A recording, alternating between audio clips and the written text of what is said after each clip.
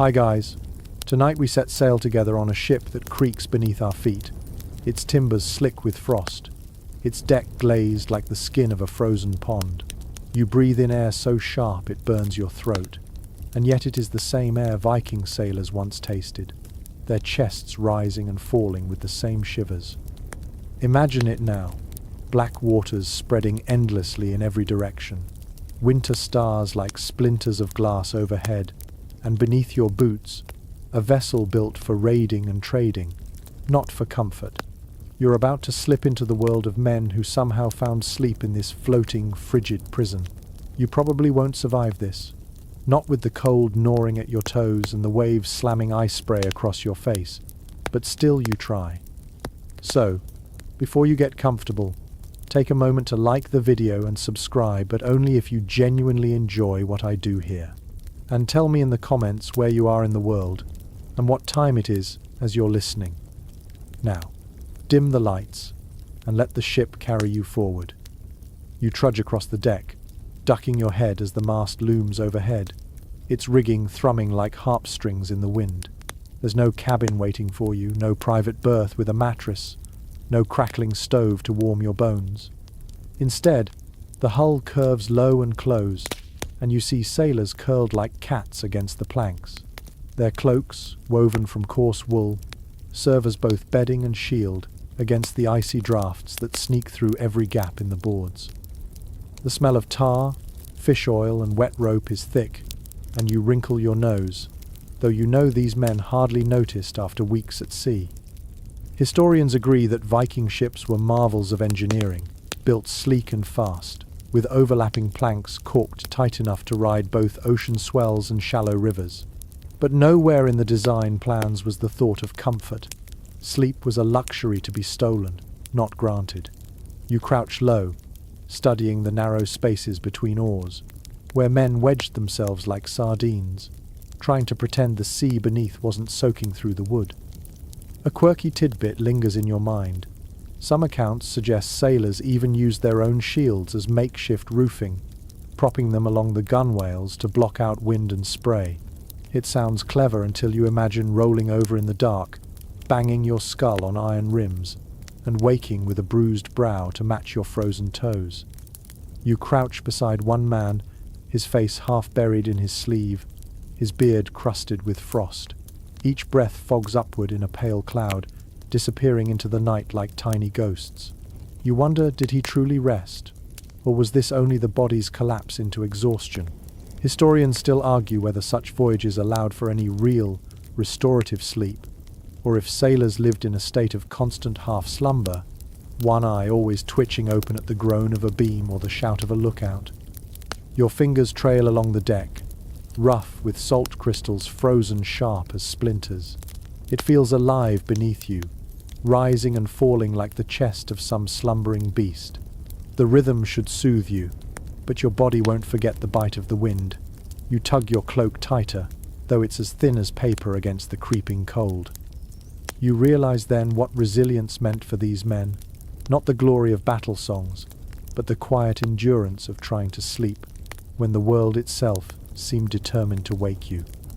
Nearby, a pair of sailors shift closer together, their shoulders pressed so tightly they look like one bundled form. Shared warmth was survival. One body's heat might mean the difference between waking and never waking again.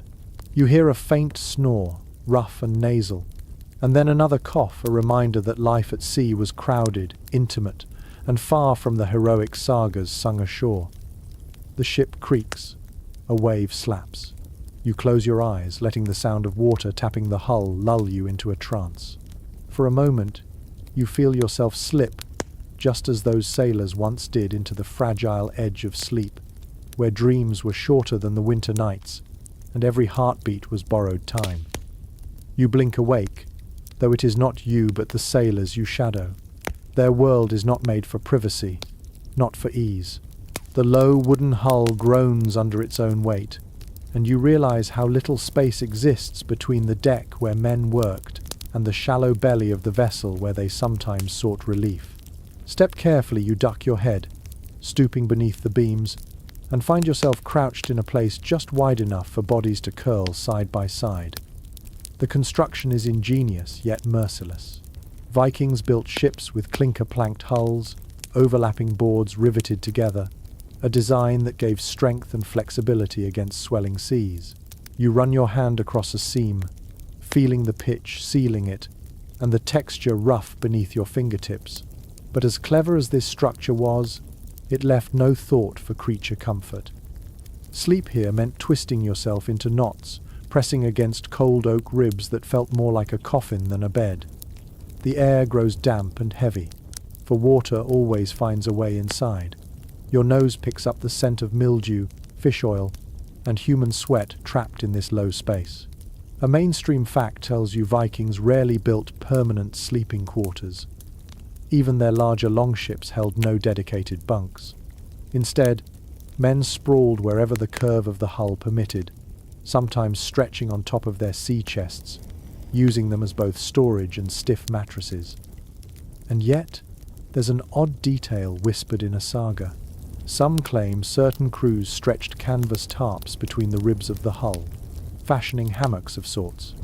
If true, this would have been a rare luxury, a sway within a sway, the body rocking with ship and canvas at once. But historians still dispute whether such contraptions truly existed on Viking ships or were later embellishments borrowed from Mediterranean accounts. You smile at the thought, half innovation, half tall tale, because sleep always seems to invite exaggeration. Here, though, nothing feels exaggerated. You crouch lower, your breath fogging as you watch a sailor worm into a corner, pressing his shoulder against the hull, knees pulled tight. He adjusts his cloak, tries to ignore the drip of condensation falling rhythmically from the beams overhead. He mutters something under his breath, perhaps a curse at the sea, perhaps a prayer. His neighbour stirs, rolling toward him, and now two men's cloaks overlap, forming a crude barrier against drafts. Quirky as it sounds, some sailors carve notches into the wood, little grooves for their hips or shoulders to settle, like squirrels hollowing a nest. You run your finger along one such groove, wondering how many nights it took to wear the pattern, and how many different backs fit the same hollow. The ship shudders. Above, a rope creaks as though strummed by invisible fingers. The men do not stir. Their exhaustion is heavier than the waves. You sense it yourself, the way the body shuts down when there is no other choice.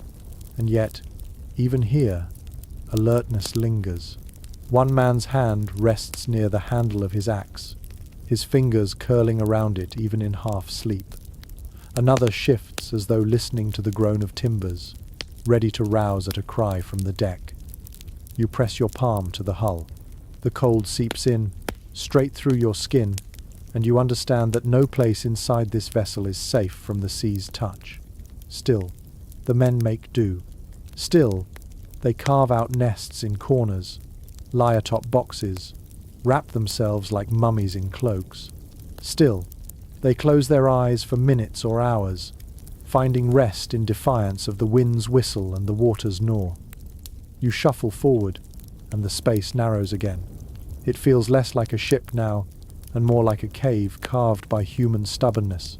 Yet in this cave, voices sometimes rose soft and low. A hum, a murmur, perhaps a fragment of a saga spoken before sleep.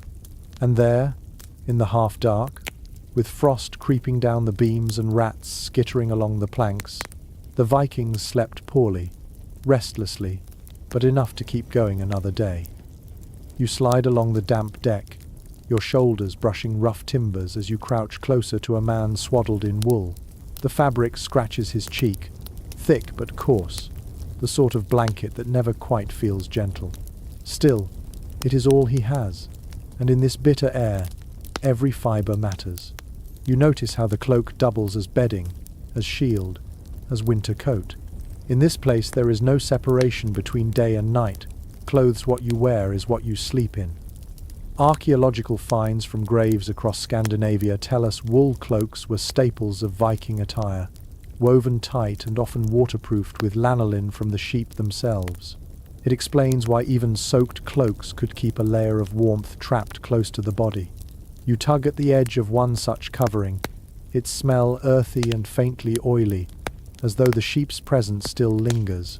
That sheep, in a strange way, is still protecting its shepherd at sea. One curious detail stands out from certain sagas.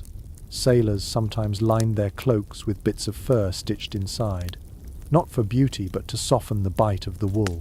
Imagine lying night after night in something prickly, until one day you tuck scraps of rabbit or fox inside to make your own bedding. It feels almost domestic, almost tender, though the setting is anything but. And yet, debates persist about whether such cloaks were enough during the harshest nights. Some historians argue the combination of icy winds and sea spray would have made wool inadequate alone, while others point to Viking resilience, noting the cloak's clever weave repelled more dampness than we give it credit for. You watch a sailor curl tighter beneath his, the cloth pulled over his head like a cocoon, and you wonder if warmth was real or only imagined. The night stretches on. Your ears catch the steady groan of the mast overhead, its ropes singing a high note in the wind. Beneath that, the rustle of cloaks as men shift, seeking comfort that never fully comes. One man pulls his garment so close it hides even his beard, leaving only a faint puff of breath escaping at the edge. Another lies flat with cloak spread wide, as if daring the cold to try. A rather odd practice is whispered in folklore. Some crews supposedly soaked their cloaks in seawater, let them freeze stiff on the deck, then crawled beneath them like a hard shell. It sounds absurd. Why make yourself an icy tomb? Yet the logic was to block the wind completely, the frozen fabric forming a barrier. Whether myth or truth, you picture it and shiver, because in desperation, strange experiments become believable. The smell of lanolin and damp fur hangs in the air. Your fingers brush one cloak, and you're surprised how heavy it feels, waterlogged and dense, pressing against the body like a sandbag. The sailor beneath stirs, half-conscious, shifting his shoulders to ease the weight. You wonder if the cloak gave him rest or simply another burden to bear. Remember this: wool was wealth. To own a thick cloak was not guaranteed. It represented flocks tended, looms worked, hands calloused by spinning. On board, it became the thin line between life and frostbite. The hum of the ship reminds you that luxury here is not gold or silver, but a blanket rough as bark. Still, the mind drifts. Even as sailors cocooned themselves, dreams rose unbidden. Perhaps they pictured fields where sheep still grazed, or the hearthside where their mothers once folded blankets around them. Perhaps, as the cloak muffled the creak of timbers, they forgot the sea for an instant and remembered the smell of home. But the sea always returns. A wave slaps the hull, spraying mist that seeps into fabric. You feel it, two cold needles stabbing through wool, shocking the skin awake. The sailor groans, pulls his blanket tighter, though both of you know it will never fully keep the sea out. And yet, for another hour, another moment, he tries to let the heaviness of wool trick his body into sleep. The truth is plain. Sleep aboard a Viking ship was never comfort, only survival. And tonight, as you tuck yourself beneath a scratchy cloak, you begin to understand the cost of every shiver, every stolen breath, every restless dream. You turn your gaze from the rough wool cloaks to the bodies lying beneath them. It strikes you that the warmth they relied on wasn't just in the fabric but in one another. When the wind cut through every seam and the planks leaked icy mist, the only defense left was human closeness. You picture the crew arranging themselves shoulder to shoulder, hip to hip, a heap of limbs and cloaks pressed together like logs stacked to keep a fire smouldering. It is well established that Viking sailors rarely slept alone during winter voyages. The cold could be lethal, and there was no shame in sharing warmth. You watch as two men shift closer, cloaks overlapping until they form a single mound, their breaths mingling in visible clouds. It is practical more than affectionate, though after weeks on open water, perhaps bonds blurred between necessity and friendship. One curious practice is recorded in oral tradition. Some crews deliberately paired younger men with older, so the vigor of youth could bolster the frailer bodies. And in return, The elders offered seasoned knowledge of how to ride out the cold. It wasn't about comfort as we understand it, but survival strategies hidden within sleeping arrangements. You can almost see the pairs forming instinctively, like birds tucking together in a storm. Scholarly debates continue about whether this habit was universal or merely occasional. Some point to the lack of explicit written records as proof that huddling was too ordinary to mention, while others suggest it was ritualized, perhaps even assigned by rank or kinship. Not all experts agree, but your eyes on the scene make the truth self-evident. In freezing darkness, closeness meant life. You crouch lower, hearing the shuffle of cloaks. A sailor mutters in his sleep, his hand fumbling to pull another's arm over him like an extra blanket. The smell is heavy, unwashed wool, sweat, and salted fish clinging to every fold, but the warmth beneath it is real. You feel your own shoulders relax, lulled by the steady heat radiating from so many bodies sharing one tight space.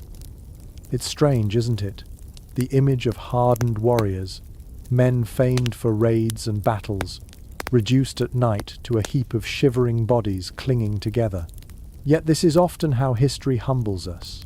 Heroes by day, vulnerable sleepers by night. And in this vulnerability, they became more human. You picture the clumsy nudges, the elbows jabbed in ribs, the muffled curses when someone rolled too far or pulled the cloak unevenly. Small irritations, yes, but irritations preferable to freezing. There's an odd story told in later folklore of a crew who insisted on singing before lying down together, a low chant that set their breathing in rhythm. Once the song ended, they collapsed side by side, their snores falling into the same tempo, as if the music lingered in their lungs. Whether exaggerated or not, you almost hear the faint hum beneath the creak of timbers. You touch the deck, feeling it vibrate with their weight. The boards are damp, icy against your palm, yet warmed slightly by the bodies curled above. That faint warmth reminds you that survival aboard these ships was not only about shields and axes, but about skin pressed to skin, heat passed from chest to chest. Your own body begins to mirror theirs. You tuck your knees close, shoulders hunched, imagining how you might fit between two of them. Would you grumble at the smell? Perhaps. But after hours in the biting wind, perhaps you'd be grateful for any warmth, even from a stranger's breath against your cheek. Not all men welcome this intimacy. Some sagas hint at sailors stubborn enough to lie apart, claiming independence, only to crawl back shivering before dawn. The lesson came swiftly. Pride freezes faster than skin. And so, night after night, the human bundle returned. Cloaks spread, bodies overlapped. The sea endured together. Outside, the wind howls like a wolf circling prey. Inside, the crew sleeps, knotted together in defiance. And you, nestled invisibly among them, feel for the first time the comfort of their closeness, rough, awkward, but utterly necessary. The night stretches on, and your gaze drifts upward toward the great canvas billowing above. The sail looms like a massive, breathing creature, swelling and sighing with every gust. You lie back for a moment, the planks of the deck pressing into your shoulders, and you realize how often sailors tried to rest beneath those shifting wings. It seems dangerous at first. Who would dare sleep under a thing that could drop its ropes or snap in the storm? Yet when options were few, even a shadow from the sail offered some relief. We know from ship reconstructions that Viking sails were immense, often woven from thick wool treated with animal fat or tar to resist wind and water. They were heavy, sometimes weighing more than a dozen men could carry when dry, and even more when soaked. For sailors, that mass overhead wasn't just propulsion, it was shelter. By sprawling beneath the angled canvas, they could shield themselves from sleet and spray, a fragile roof in an otherwise roofless world. One intriguing claim in folklore tells of sailors stretching spare canvas or hide between the mast and gunwales to form a kind of makeshift tent. Imagine crawling under that damp canopy, listening to the wind hammer above, while drops of tar-scented water pattered down around you. It wasn't cozy, but compared to lying exposed on open boards, It must have felt like crawling beneath heaven's own cloak. Researchers remain uncertain whether such sheltering was common practice or an occasional improvisation. Some argue the danger of ropes snapping or sails collapsing would have discouraged men from lingering beneath them, while others counter that exhaustion makes men gamble with risks. After all, when your eyes are closing of their own weight, safety becomes an abstract thought. You roll to one side and watch a pair of sailors claim a patch of deck directly under the mainsail. They press their backs to the mast, letting it serve as a wall, while the canvas blocks some of the cold mist blowing in. Their cloaks lie open now, capturing any hint of still air. The mast creaks above them, wood groaning as though it too longs for rest. A curious observation comes to you. The sound of the sail flapping may have lulled men the way curtains in a cottage flutter at night. For modern ears it's harsh, a whip crack and thunderclap rolled together. But for them, it became background noise, a steady pulse against which sleep might come. You notice your own eyelids flutter as the rhythm repeats, wave after wave, gust after gust, like a lullaby only the sea can sing. Of course, the risks never vanished. A sudden gust could snap a rope, sending a line slashing down dangerously close. There are accounts of sailors struck by gear while sleeping near the rigging, and you can't help but wonder how many men woke, startled, scrambling from beneath the sail when storms broke. Even so, the fact remains. They returned there again and again. The lure of partial shelter outweighed fear. One almost comical image lingers in your imagination. Sailors jerking awake to find drops of tar or sheep fat dripping onto their foreheads from the treated cloth above. You smirk at the absurdity, though for them it was no joke. Clothes ruined, hair sticky, eyes stinging. Still, they endured, because even a messy roof was better than no roof at all. As you lie beneath the imagined sail, your senses fill with the scene. The smell of tar is thick, mingling with salt and sweat. The canvas rustles like a drumskin played by invisible hands. The mast hums low with each shudder of rope, a bass note under the high cry of the wind. You feel the deck tilt and sway, yet the angled canvas shields your face from spray, and for a moment you understand the relief these sailors sought. Think of it, men who raided across seas, who braved storms and battles, reduced at night to hiding like children beneath a giant blanket. And in that hiding, they found moments of stillness, of respite. Their sleep was never full, never dreamless, but it was enough to trick the body into carrying on. Your eyes drift shut again, though your ears stay tuned to the creak, the flap, the endless groan of timbers. You let yourself sink into the planks, pressed flat against the ship's heart, and the sail above becomes your roof as it once was theirs. The night deepens, and you notice how every breath curls into mist. The air is so cold that the simple act of exhaling paints a little ghost before your face, rising, fading, and vanishing into the dark. You glance around and see the same pale clouds puffing from the sailors as they doze. The deck seems haunted by these fleeting shapes, a quiet congregation of vapor spirits that live only a heartbeat long. Archaeological evidence reminds us that Viking voyages reached as far as Greenland and the icy coasts of North America, so the winters they faced were no mild inconvenience. The biting air froze water in the beard, turned hair stiff as straw, and left every plank slick with frost. You crouch and touch the deck. Your fingertips stick momentarily to the wood, so sharp is the cold. It's a world where breath itself feels like proof of survival. One curious detail emerges from sagas and later retellings. Sailors sometimes joked that their souls left their bodies with every exhale, wandering out into the night before slipping back in. Perhaps it was only gallows humor, or perhaps it was a way of explaining the shimmering fog that clung around sleeping men like a second skin.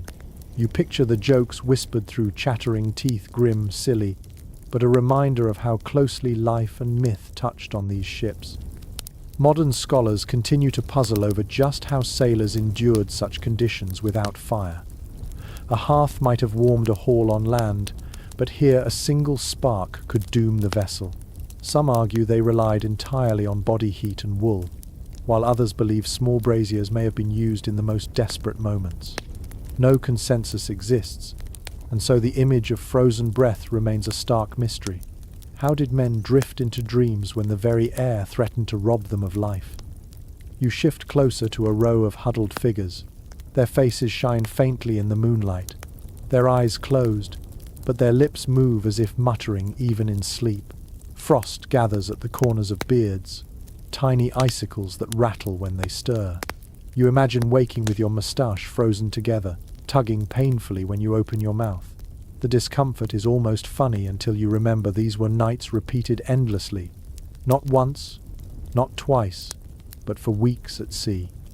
One odd practice sometimes mentioned in folklore was the rubbing of snow across the face before lying down, as though numbing the skin might dull the sensation of cold and allow sleep to come quicker.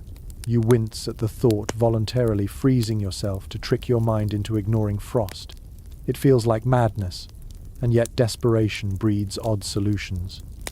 The sounds around you grow sharper in the brittle air. Every groan of timber cracks like ice snapping. The faint squeak of a rat under the planks carries far in the silence. Even the creak of boots above echoes as if the entire sea were listening. The cold amplifies, sharpens, and draws attention to details you'd normally ignore. And in this heightened stillness, the sailors dream. Perhaps they dream of fireside feasts, of hearth smoke curling upward in a warm hall. Perhaps their visions are of sunlit fields where their breath no longer clouds the air. Or perhaps, as the sagas sometimes hint, they dream of icy giants and frost spirits walking alongside the ship, their presence both feared and revered. You imagine waking in a start, uncertain if the frost on your beard is only weather or a sign that something mythical has brushed close. Your own lungs ache with each inhale, the air so sharp it scrapes your throat. You wrap your arms around yourself, mirroring the sailor's posture, and realize how much energy it takes simply to breathe here. Sleep, in such a place, is no indulgence but a gamble. Close your eyes too long, let your breath slow too deeply, and perhaps you never wake. Yet they did wake, again and again. The evidence lies in the very fact we speak of them now. Their frozen breath was a constant reminder of danger, but also of life continuing, of chests rising against the odds. And so, as the ship rocks gently and mist swirls in the moonlight, you settle down, watching the pale ghosts of air until your eyes grow heavy. You stretch your fingers across the planks and notice the faint texture of something draped over a sailor's shoulders.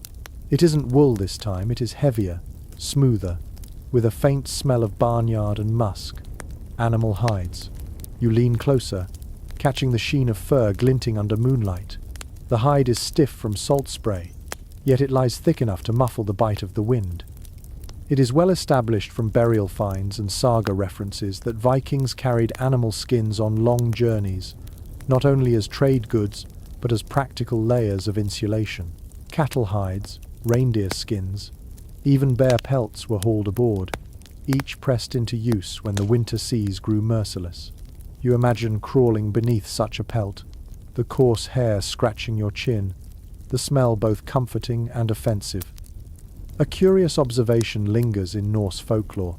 Some sailors swore by sleeping with the fur side in, pressing the soft down against the skin, while others insisted the fur should face outward to trap heat. You picture arguments on the deck, one man turning his hide this way, another insisting otherwise, each convinced his method was the wiser. It seems trivial, almost comical, but when nights meant the difference between frostbite and survival, even the direction of a pelt mattered. Researchers remain divided over just how plentiful these hides were on ships. Some point to sagas describing warriors wrapped in furs as proof they were common, while others argue hides were bulky, and space aboard was precious. Not all scholars agree, but your senses fill in the gap. Here, on this creaking deck, the hides are present, their odours mingling with tar, sweat and salt to form a pungent cloud. You shift nearer, pressing your own cheek against the imagined pelt. It is cold at first, stiff with salt, but as your warmth seeps in, the fur softens, pliable, and a faint coziness steals through you. This small relief feels enormous in a world of icy breath and splintered wood. You understand why sailors treasured hides not only for trade but for nights like these, when their bodies begged for warmth. One odd tidbit preserved in a later Icelandic tale claims that sealskins were prized as the ultimate bedding at sea, though they smelled so strongly of fish that only the most desperate could endure them. You almost laugh, imagining men gagging as they buried their noses under reeking pelts, only to sigh in relief when the warmth outweighed the stench. The sounds of the ship shift as you rest under the hide. The creak of timbers is muffled, dulled, as though you've crawled inside a cave.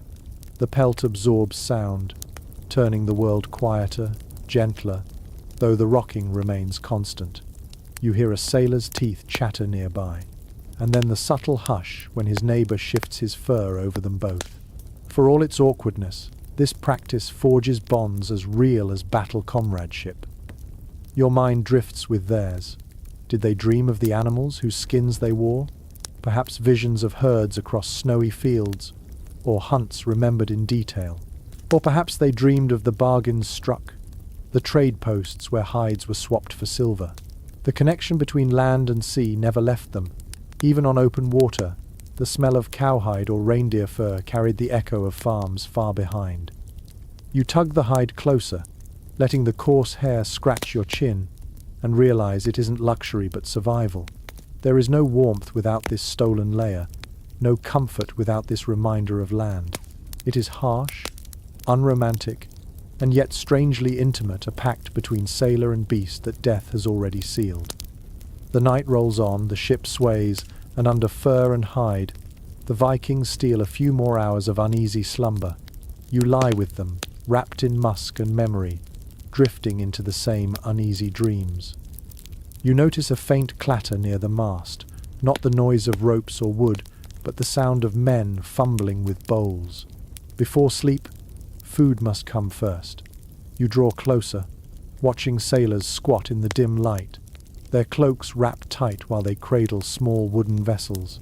Inside lies something humble, dry fish softened in water, porridge made from barley, perhaps a chunk of hard bread softened with broth. It isn't much, but it's enough to quiet hunger before they curl into uneasy rest.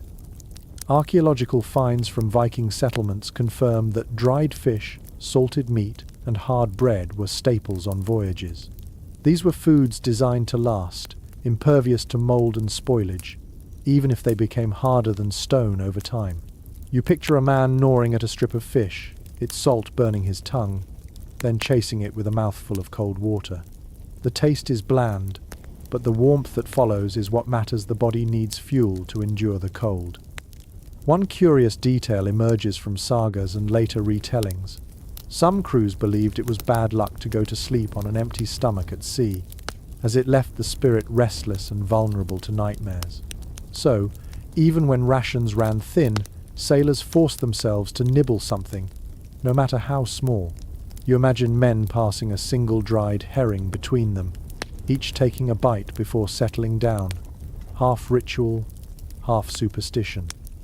Scholars remain divided on whether warm meals were ever prepared aboard ships during voyages.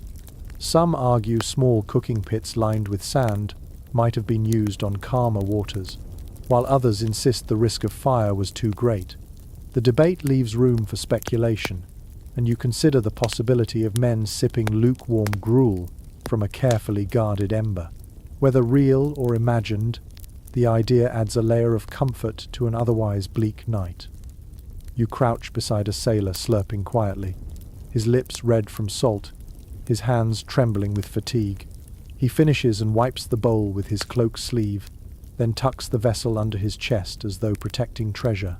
Another man mutters a prayer to the gods, thanking them for the meal, small though it was. You sense how the ritual of eating connected them not only to survival but to faith, binding body and spirit for the night. An odd anecdote floats into your mind from folklore. Sailors sometimes carried dried onions and garlic, biting into them raw before sleep, believing the pungent breath kept sickness away. You smirk at the thought of a dozen men packed together, cloaks drawn tight, breathing out clouds of onion fumes.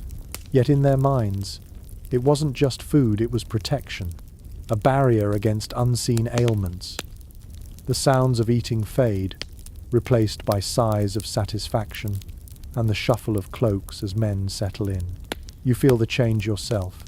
The ship seems quieter, calmer, as if the meal has lulled both crew and vessel into momentary peace. The salt still lingers in your mouth, sharp and metallic, but your stomach feels fuller, warmer. The rocking of the ship grows gentler as you watch the men drift toward rest. Their bellies, however meagerly filled, are now anchors against the cold. Dreams come easier after food, and though the porridge was watery, though the fish was tough, the ritual of eating has prepared them to surrender to sleep. Think of it, men who had fought, rowed, and endured storms, now depending on a scrap of bread to carry them through the night. It humbles you, reminding you that survival often rests on the simplest acts, chewing, swallowing, sighing with relief. And so you too, imagine finishing a small ration, your hands warmed by the bowl, before lying back and letting slumber take hold. You linger near the row of bundled sailors, and something catches your eye, the glint of iron in the half-dark. It is no loose tool or random scrap, but a weapon, an axe, its blade tucked close to a man's side. You glance further and notice spears stacked nearby, their shafts braced against the planks. Even as they sleep, the crew never truly parts from their arms. Rest is taken with steel within reach, a reminder that safety at sea is never guaranteed. Contemporary accounts from enemies of the Norsemen often mention this vigilance, describing raiders as men who could leap awake with blades in hand in the span of a heartbeat. It was not merely bravado, but necessity. Pirates, rival crews, and even storms demanded readiness at any hour. To be caught unarmed, while asleep, was to invite disaster. You see it now, hands curled instinctively around hilts, fingers twitching even in dreams, as if their bodies refused to forget the threat. One rather peculiar detail appears in later chronicles. Some warriors were said to sleep with weapons strapped to their wrists, so they could not be knocked aside by accident. Imagine lying down, cloak wrapped tight, with a knife tied to your arm. Uncomfortable perhaps, but the reassurance must have outweighed the inconvenience. You can almost hear the quiet jangle of metal each time the men stir. Not all experts agree on how widespread this practice was. Some historians argue that weapons stored loose in piles would have sufficed, while others believe the culture of readiness was so ingrained that warriors treated their axes like pillows, never letting them out of arm's reach. The absence of concrete evidence leaves the matter unresolved, but as you watch the crew sleep braced against steel, the choice seems obvious. Vigilance was as vital as warmth. You crouch nearer one man, his head resting against the haft of a spear. The wood is worn smooth, darkened from years of handling. His breath rasps, a tired snore, yet his arm remains hooked over the shaft, as though even in dreams he will not release it. Another man has tucked his axe beneath his chest, the iron blade pressing cold against his ribs. You shiver at the thought of such discomfort, yet for him, it is security. An odd memory surfaces from saga literature, a tale of a warrior who awoke so violently during a raid that he swung his axe before fully conscious, striking the mast instead of an enemy. The crew supposedly laughed, calling him Dream Fighter, though the splintered wood told a more dangerous story. It illustrates how thin the line was between sleep and wakefulness, how the mind never truly rested when danger lurked. The ship creaks, and you imagine how every sound might stir these men. The slap of water against the hull, the squeal of rope, even the sigh of the wind, all could be mistaken for threats. Sleep in such conditions was light, fractured, easily broken by the echo of potential attack. You sense it yourself, your own body tensing at each noise, never fully surrendering to rest. Weapons besides sleepers also served another function: morale. To a Viking, strength and readiness were core to identity. Even in sleep, to be pictured with axe in hand was to remain a warrior. Perhaps it comforted them, a reminder that they were never helpless, never truly defenseless, no matter how harsh the sea. The smell of iron, faintly metallic, mingles with the salt air. It tickles your nose, sharp and unpleasant, but grounding. You glance at the cluster of weapons blades, dull with rust spots, spears bristling like thorns, and realize this was as much a part of their bedding as cloaks or hides. The sailor did not choose between warmth and vigilance. He clung to both, sacrificing softness for safety. You close your eyes and imagine lying there yourself, axe beneath your hand, cloak over your chest, the ship rocking beneath. You sense the paradox. Comfort found not in letting go, but in holding tighter, even in dreams. The sea rocks beneath you, not violently, but with a rhythm steady enough to lull. The hull rises, then dips, each motion a slow sigh, like the breathing of some giant slumbering creature beneath the waves. You realize that for men who lived aboard these ships, the rocking itself became both torment and lullaby. At times it threatened to toss them into the sea, yet on calmer nights it soothed them into a sleep deeper than any bed ashore could grant. Archaeological reconstructions of Viking longships, when tested on modern waters, reveal how their shallow keels allowed them to skim across waves like skaters on ice. The design meant agility, but also constant movement, never still, never fully steady. Sleeping on such a vessel meant surrendering to the sea's sway. You lie flat, feeling the boards press into your back, and soon the rhythm creeps into your bones. It is impossible not to sway with it. One curious story comes from a later Icelandic chronicle. A sailor claimed he could not sleep on land after years at sea because the ground felt dead beneath him. Only when he lay in a rocking hammock could he drift into dreams. Imagine the strangeness of a life so shaped by waves that solid earth itself felt alien. Experts still debate whether this rocking was more aid or hindrance to rest. Some suggest the unsteady deck prevented true deep sleep, while others argue the human body adapts, sinking with the motion until it becomes as natural as breathing. Watching the sailors now, their limbs loose, their snores rising in rhythm with the waves, you lean toward the second view. The sounds around you layer into the lullaby, the creak of oars against their bindings, the low hum of rigging vibrating in the wind, the slap of waves against the hull. Together they form a rhythm oddly comforting.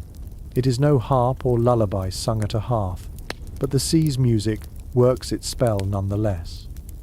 One odd tidbit whispered in later folklore tells of sailors using the rocking to time their dreams, swearing they could slip into sleep only after the ship tilted thrice to starboard and twice to port.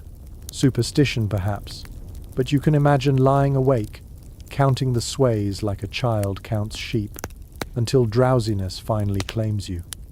You roll to your side, mimicking their posture, and notice how their bodies naturally curve with the vessel.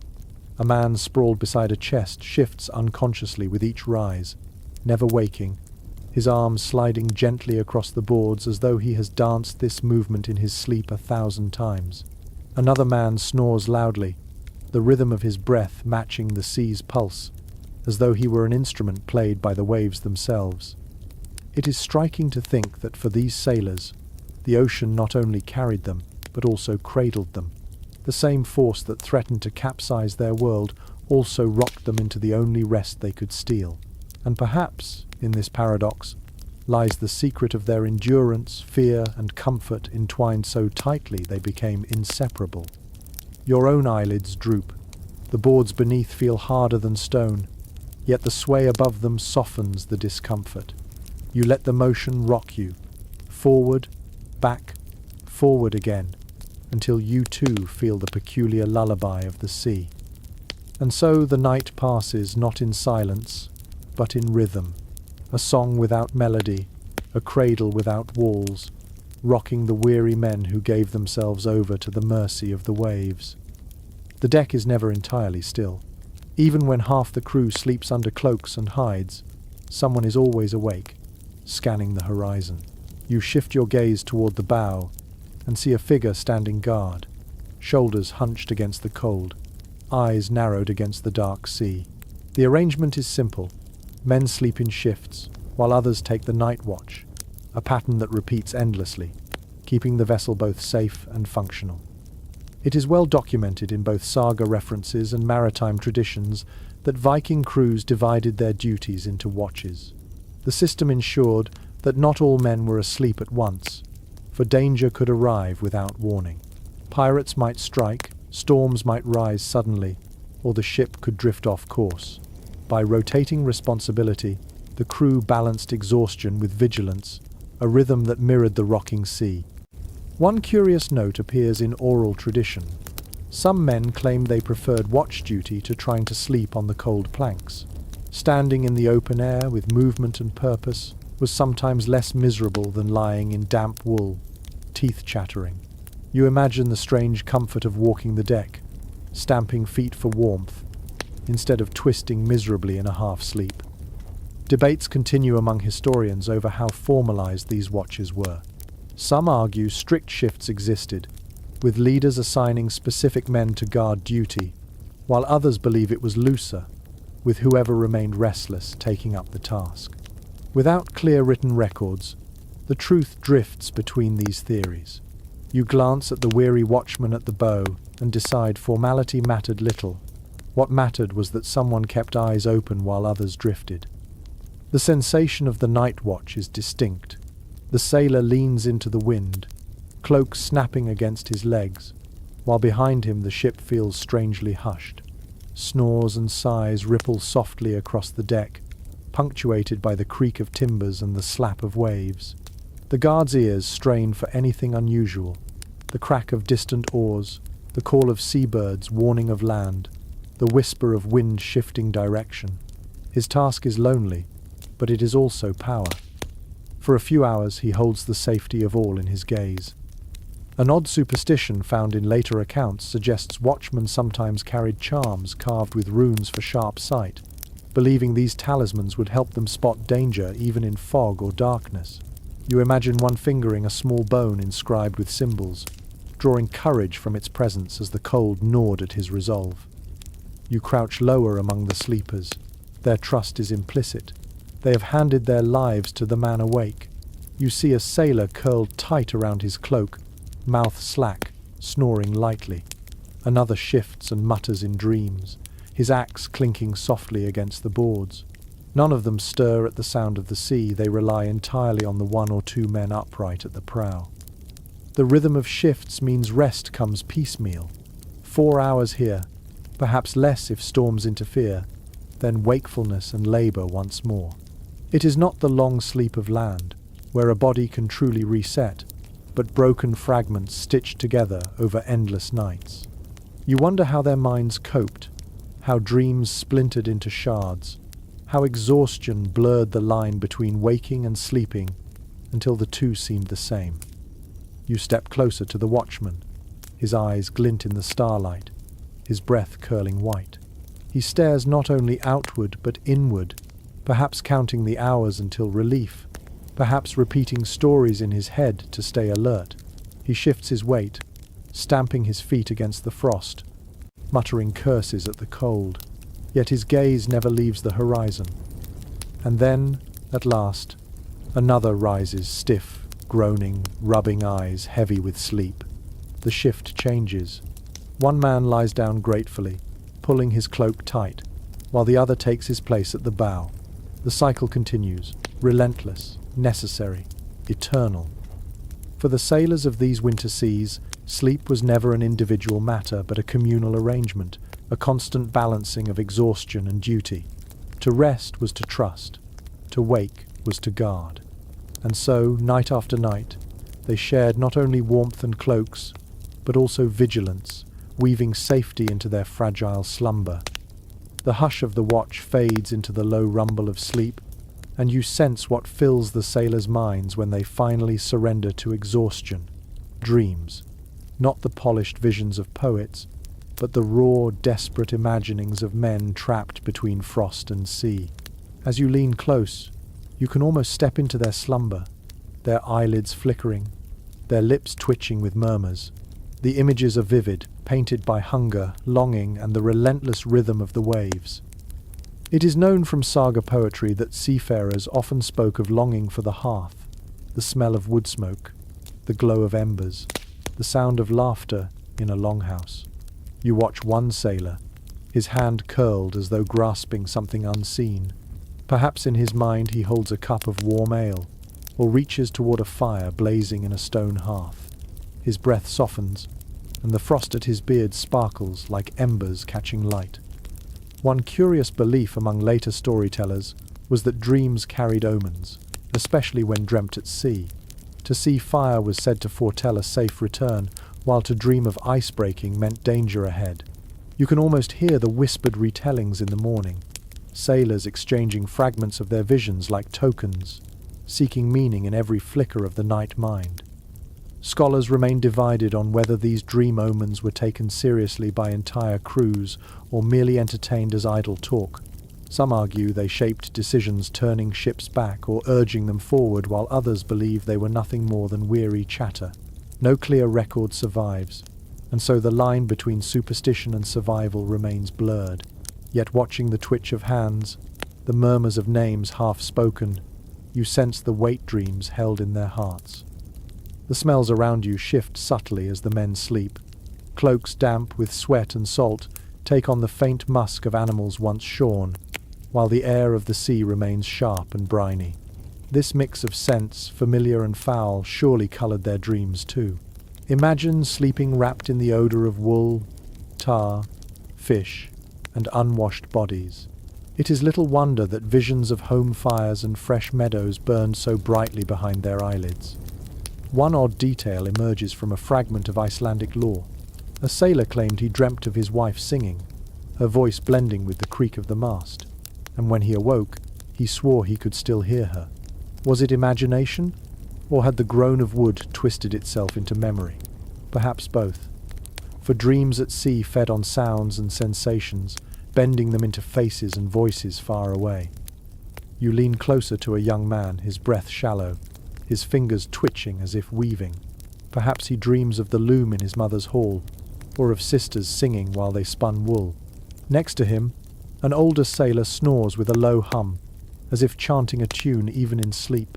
His dream might be of feasts, of sagas sung by firelight, of children clamoring on his lap. Each breath carries him further from the cold reality pressing against his skin. The rhythm of the ship seeps into their minds as well.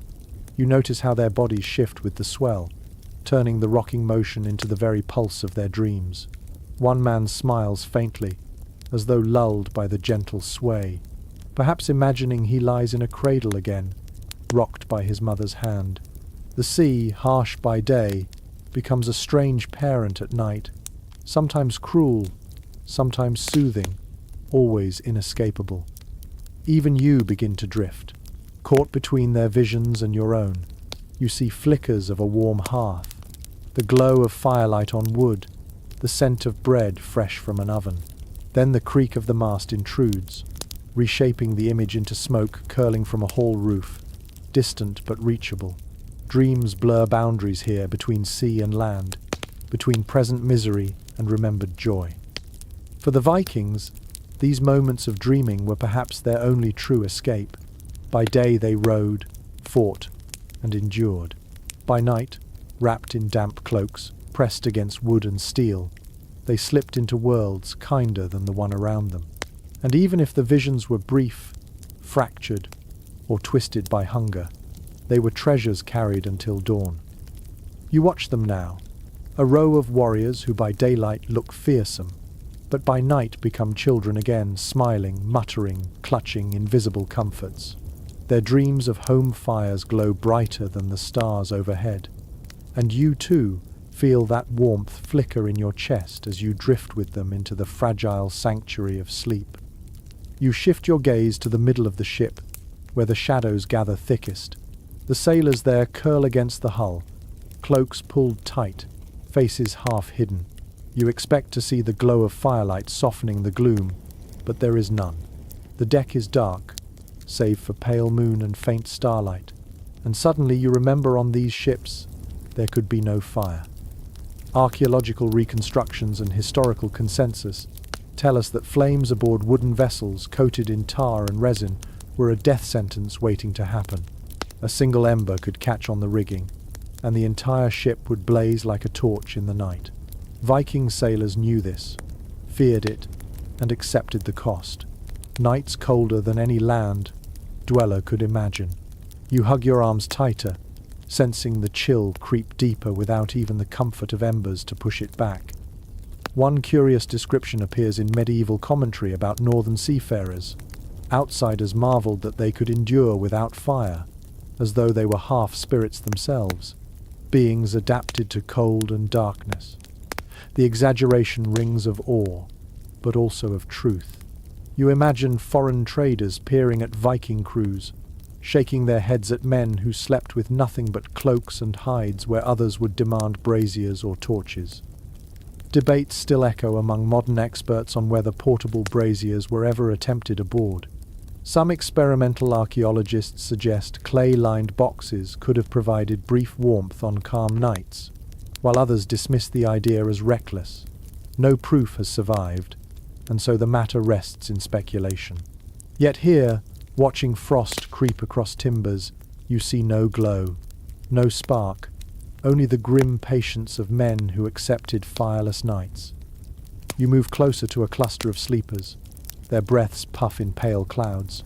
Their teeth chatter faintly even in dreams. One sailor clutches his cloak tighter, muttering in his sleep, while another has burrowed so deep into his hood that only the tip of his nose peeks out, raw and red. You hear the creak of the mast above, a sound that becomes more ominous without the soft crackle of a hearth to counter it. Silence dominates, heavy, pressing. And yet, in this silence, strange comforts arise. An odd tale from Icelandic folklore describes sailors who claimed the sea itself gave warmth. They said the constant motion of the waves beneath lulled them into believing they lay beside a great, slumbering beast, whose body heat seeped upward through the boards. It was surely imagination, but you understand it when shivering. The mind grasps at any story to explain why sleep still arrives. You press your palm against the deck. The wood is damp, cold, unyielding. It feels nothing like warmth. And yet as you lie longer, the numbness dulls the pain, and soon your body begins to believe in its own lies. Perhaps the sailors were right after all. Comfort is sometimes nothing more than stubborn imagination. The absence of fire also meant the absence of its rituals. On land, men would gather by flame, tell stories, pass cups, and end the day with warmth glowing in their chests. Here, there is no circle of light, no shifting shadows cast by flame. The only illumination is the stars, cold and distant, and the pale sheen of frost on wool. Sleep comes without the laughter of comrades by fire. It comes alone, silent, resigned. Still, they endured. They huddled closer, drew their cloaks tighter, and pressed against one another until the body heat mimicked the hearth. They shared warmth where fire could not exist, building a living flame of flesh and breath. And though the night was harsher for it, survival was achieved. You close your eyes with them, the void pressing in, the cold nipping your ears. No fire, no embers, only the steady rise and fall of chests around you, the human hearth built from stubborn will. And in this bleakness, you begin to understand the strange resilience of those who crossed oceans with nothing but stars for light and their own bodies for warmth. You lean closer to the planks, and the sharp scent of mildew rises into your nose. The boards are damp, always damp, and so are the cloaks spread across them. No matter how carefully the men shook them out, no matter how high they hung them in weak sunlight during the day, the sea's breath always returned. You picture lying down in that wet heaviness, the wool clinging cold to your skin, sticky with brine, never fully drying. Archaeological evidence from preserved Viking sites shows garments waterlogged and stained, fibers stiff with salt. Scholars agree that long voyages meant clothing rarely dried once soaked. The sea simply wouldn't allow it. Cloaks doubled as blankets, and when they absorbed spray, sweat, or rain, they became clammy burdens. You trail your hand across one such cloak, it squishes faintly, as though it has a life of its own. One strange practice hinted at in folklore is that sailors sometimes deliberately soaked their cloaks and then wrung them dry before bedding down, believing the freshly wrung wool insulated better than fabric left half damp. Imagine twisting the cloth until your hands ached, then wrapping yourself in the same dripping material. Odd, but perhaps desperation made sense of it. Researchers disagree on how severe this dampness was in practice. Some argue constant exposure to wind-dried garments faster than we imagine, while others insist that moisture in North Atlantic winters lingered perpetually, sinking into every seam. The truth is likely between, yet standing here among these shivering men, you know the sensation firsthand, a permanent clamminess, cold as an unwelcome hand brushing your spine. You hear the sailors shifting restlessly. One coughs, his throat raw from the damp air. Another scratches at his chest where wool rubs against skin, irritated by salt. The odor is unmistakable must, rot, brine and sweat tangled together. Even sleep cannot escape it. Their dreams are surely haunted by that smell. An odd tale recorded in later storytelling describes sailors joking that their cloaks grew scales like fish after weeks at sea, the salt crystallizing until the fabric seemed alive. The jest carries truth. You glance down and see crystals sparkling faintly in the moonlight, sharp as glass, glittering where spray dried unevenly. The cloak is not soft bedding but rough armor, both shield and torment. The misery does not stop them from using these garments night after night. What choice do they have?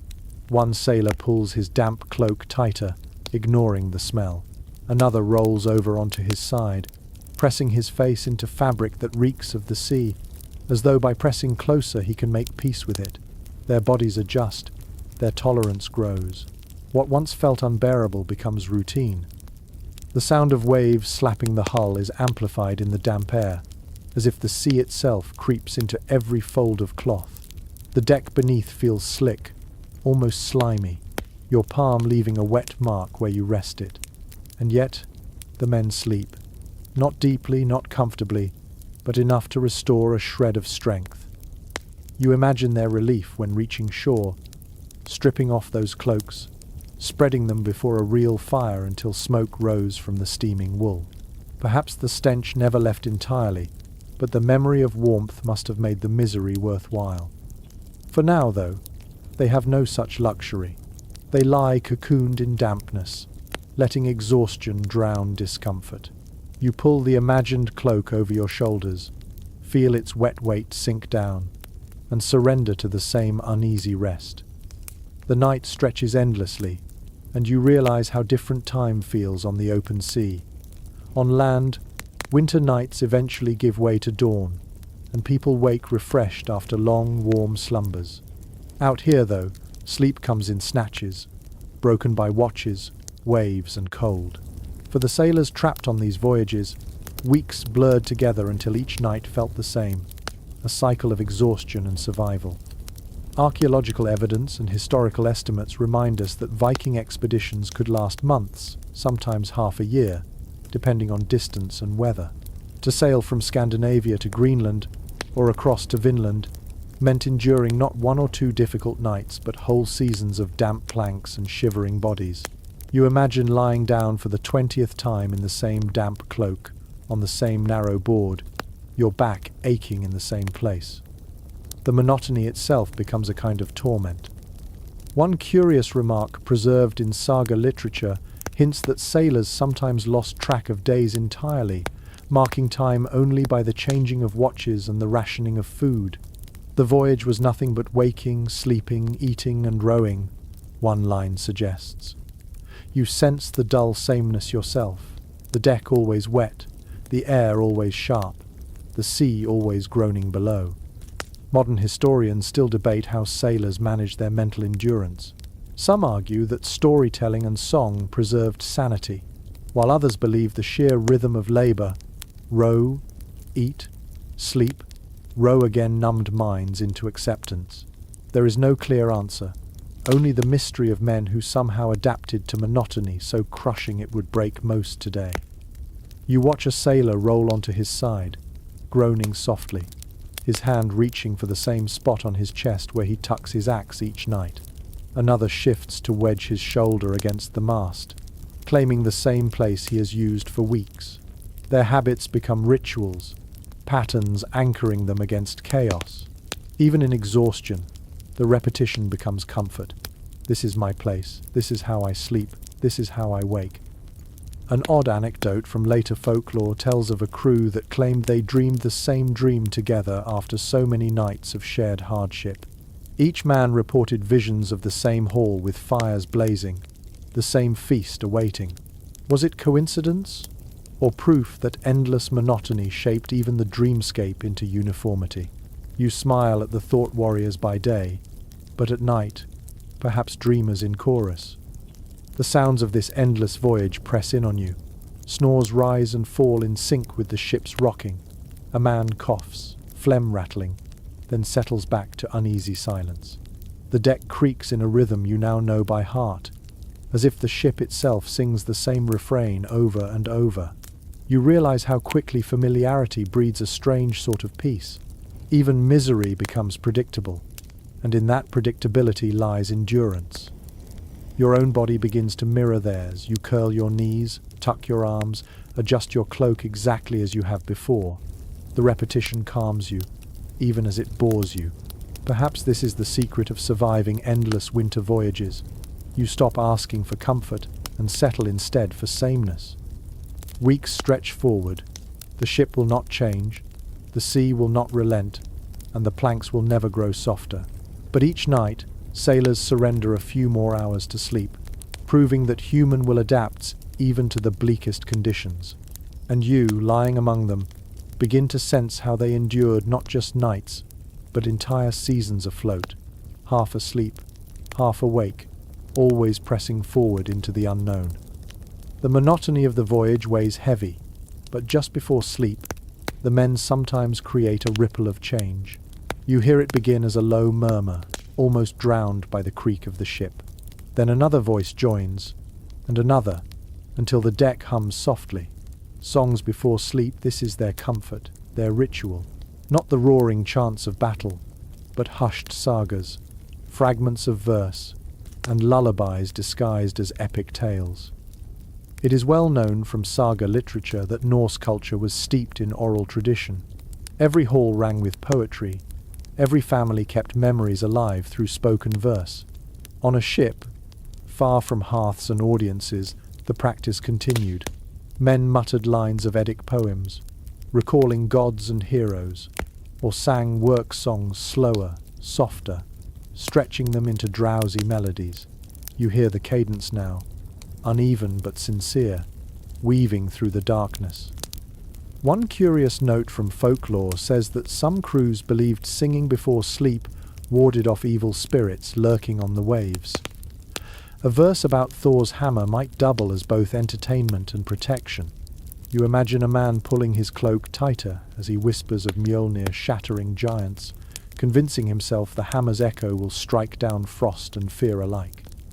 Specialists are not unanimous about how widespread this practice was.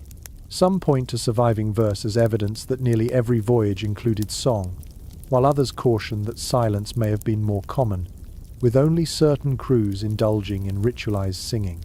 The absence of conclusive records leaves the question open, but as you listen to the hushed chorus vibrating across the deck, the plausibility feels certain. The sound soothes even the restless. A sailor shivering beside the mast closes his eyes more easily as the voices wash over him. Another shifts, muttering the last line of a saga as though it were a prayer, before finally settling into sleep. The songs do not banish the cold, but they wrap the mind in familiarity. For a moment, the ship feels less like a coffin adrift in black waters, and more like a hall under stars. One odd anecdote preserved in later retellings describes a crew that sang bawdy verses before bed, laughing despite frostbite, their humour so loud it was said to offend the sea itself. A storm rose soon after, and they swore never again to mock the waves with laughter. You picture the awkward quiet the following night, men whispering only solemn sagas lest the sea listen too closely. The sensory details around you shift with the singing. The groan of timbers takes on a rhythm, syncing with the voices. The splash of water against the hull becomes percussion. Even the whistle of the wind through the rigging seems to harmonize. For a fleeting moment, the entire vessel becomes an instrument, carrying the lullaby into the cold night. You notice how the voices fade one by one. A line is left unfinished as a man drifts away. Another hums softly until snores replace the melody. What remains is a fragile echo, a song dissolving into dreams. The silence afterward feels different, less bleak, more sacred, as if the night has been blessed by verse. Your own chest loosens. You imagine singing a line yourself, perhaps clumsy and off-key, but enough to join the current. The act is less about sound than about surrender. By voicing the old words, you remind yourself that you are part of something larger, a chain that stretches from farmstead to sea, from ancestors to the present. The song fades. The men are asleep, their mouths slack, their cloaks pulled close. The ship creaks, the sea murmurs, but the memory of words lingers in the air. And you, lying among them, feel the comfort of ritual proof that even in the harshest nights, humanity carves space for beauty before surrendering to sleep. The songs fade into silence, and the night grows colder still. You pull your cloak tighter, though the wool scratches at your neck, and you feel your toes numb despite the layers. For the Viking sailors around you, this numbness was no minor discomfort, but a looming threat. Frostbite, the kind of danger that crept slowly, quietly, and then claimed fingers and toes before dawn ever arrived. It is confirmed through both climate studies and skeletal remains that voyages into the North Atlantic exposed crews to freezing conditions capable of permanent injury. Even in summer, the northern seas bit with cold. In winter, the risk of frostbite was constant. You glance at a sailor's bare hand where his cloak has slipped, his fingers pale, the nails darkening slightly at the edges. He stirs, pulls the hand back inside the folds, and presses it against his chest. One rather curious measure mentioned in scattered folklore was that some sailors smeared animal fat onto their extremities before sleep, believing it sealed in warmth. Imagine rubbing your toes with tallow, the smell pungent, the grease clinging, then wrapping them in damp wool and praying the combination held the frost at bay. It sounds unpleasant, but perhaps it spared some from waking to deadened skin. Experts continue to debate how effective these makeshift protections were. Some argue the fat would have offered real insulation against cold winds, while others suggest it would have attracted vermin or simply rubbed away on wet boards. Without conclusive proof, the practice remains speculative but vivid in its possibility. You peer at the faces of the men. Their breaths rise in pale clouds. Their eyelids twitch as they drift between waking and dreams. One stirs with a groan, curling tighter, as though his body remembers that stillness is dangerous. Movement, even in sleep, keeps blood alive. You understand the instinct. Stretch your toes, flex your fingers, shift your weight. Do anything to keep the cold from claiming them. An odd tidbit preserved in a saga fragment tells of a man who woke screaming because he dreamed his feet were burning, only to discover frostbite had numbed them completely.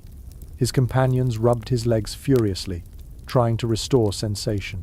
The dream and reality blurred, pain and cold mingling until the body betrayed itself. You shiver at the thought, grateful that your own toes still throb with life.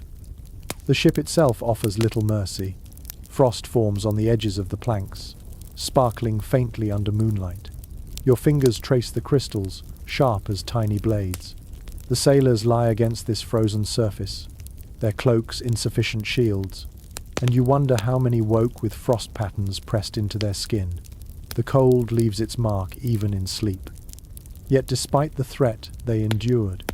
You watch as one sailor shifts closer to another, their cloaks overlapping, feet pressed together.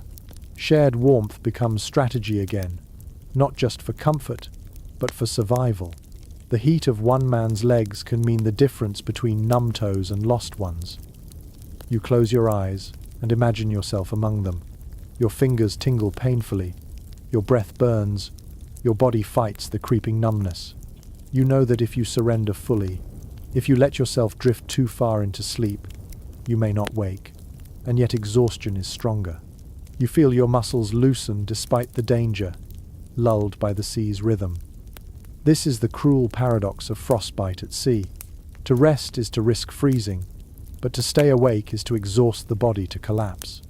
And so the sailors gambled each night, lying between warmth and death, trusting in wool, in hides, in one another, and perhaps in the gods themselves to carry them through. The night grows heavier, and you notice something peculiar among the sleeping men. Not all of them drift off with only cloaks and hides. A few clutch small objects in their hands or wear trinkets tied with leather cords around their necks. Tiny charms, crude amulets, bones carved with runes. You realize these are not decorations, they are talismans, companions in the dark, meant to keep fear at bay while sleep hovers near. Archaeological finds in Viking graves often include small pendants, Thor's hammer cast in bronze, animal teeth strung on leather, polished stones marked with runic scratches. On land, these spoke of faith and identity, but aboard a ship, they became shields of another kind. The sea was vast, merciless, and unknown. To close your eyes without some charm at your side felt like walking unarmed into battle. You lean closer and see a sailor's fingers curled tight around a smoothed bone, its surface etched faintly. He sleeps more soundly than the others, as if the object anchors him. One curious belief recorded in later folklore is that sailors thought charms could keep nightmares from crawling aboard with the frost. A Thor's hammer might shatter bad dreams. A fox bone might grant cunning to escape spirits lurking in the mist. You imagine the comfort of gripping such a token, the edge pressing into your palm, a reminder that even in sleep, the gods or perhaps luck itself stand guard. Not all scholars agree on how seriously these charms were taken. Some argue they were symbolic gestures, no more potent than a child's comfort blanket, while others believe they carried genuine religious weight, intertwined with ritual. The truth likely falls between, but as you watch men shift and sigh, their hands never straying from their amulets, you sense the belief was real enough. The air hums with the strangeness of these objects.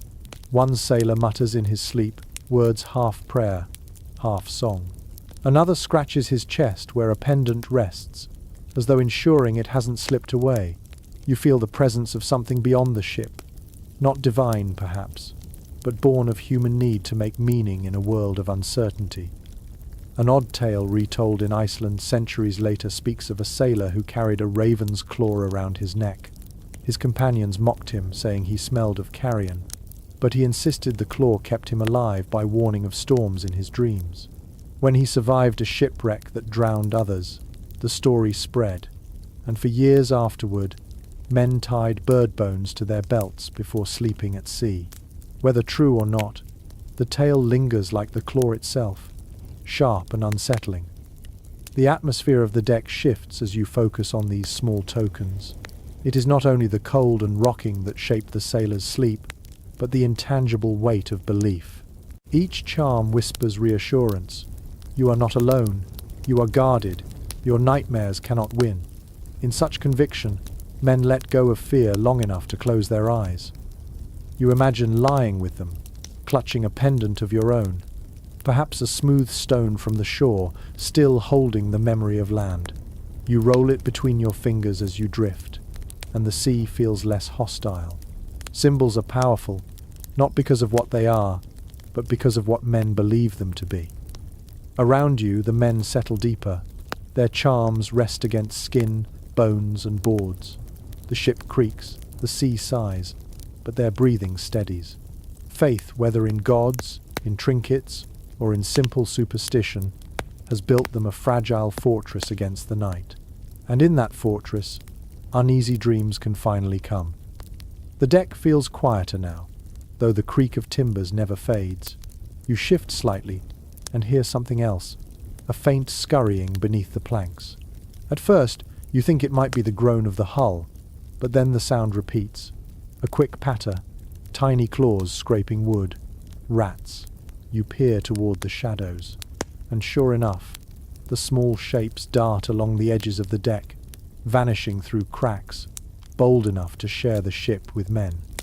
Archaeological digs of old harbours and ship burials have uncovered rodent remains, confirming what common sense already suggests.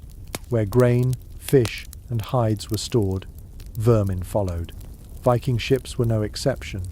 You imagine barrels of dried fish stacked in the hold, sacks of grain lashed tight, the smell attracting creatures that needed no invitation. These sailors endured more than cold. They endured the constant company of stowaways with teeth. One rather odd detail, preserved in a Norse anecdote, tells of men claiming that rats were omens of fortune. If they scurried toward the prow, good weather lay ahead. If they retreated aft, storms would follow.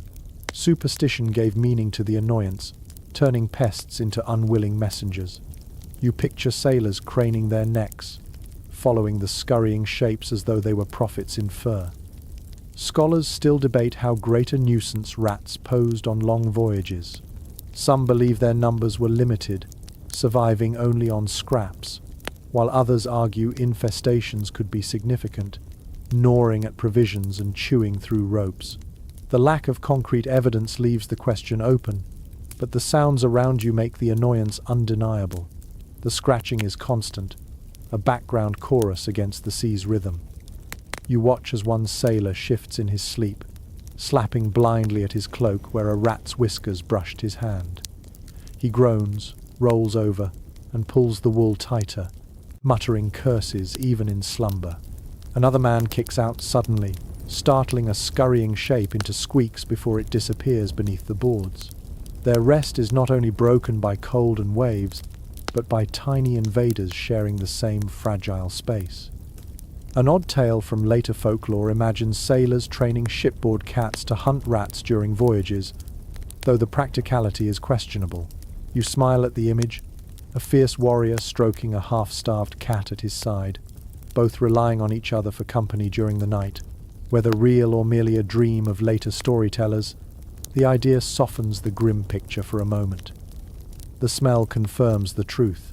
Amid salt, tar, and wool, there is a faint sour odor, the unmistakable stench of rodent nests. You wrinkle your nose, but the sailors sleep on, too exhausted to care. Over time, the irritation becomes part of the landscape, another hardship folded into the rhythm of survival. The rats, for all their menace, also serve a strange function. They remind you that life clings stubbornly, even in the harshest places. As sailors shiver and mutter in dreams, these tiny creatures thrive, adapting to darkness and damp as deftly as the men themselves. Perhaps the sailors even envied them, for rats never seemed troubled by frostbite or damp cloaks. You shift back, lying again among the sleeping forms. The scratching continues, but now it seems part of the symphony, the waves, the creaks, the snores, and the soft scurry of rats all blending together. The sailors twitch and stir, but never rise fully. Even in nuisance, exhaustion triumphs. Sleep, however restless, wins in the end. The rats retreat, and the deck falls back into uneasy quiet. Overhead, the clouds thin, and a pale wash of silver spills across the water. Moonlight. You tilt your head, and see how the sailors notice it too, even in their half-sleep. Their eyes open briefly, drawn to the horizon where the sea glimmers like polished steel.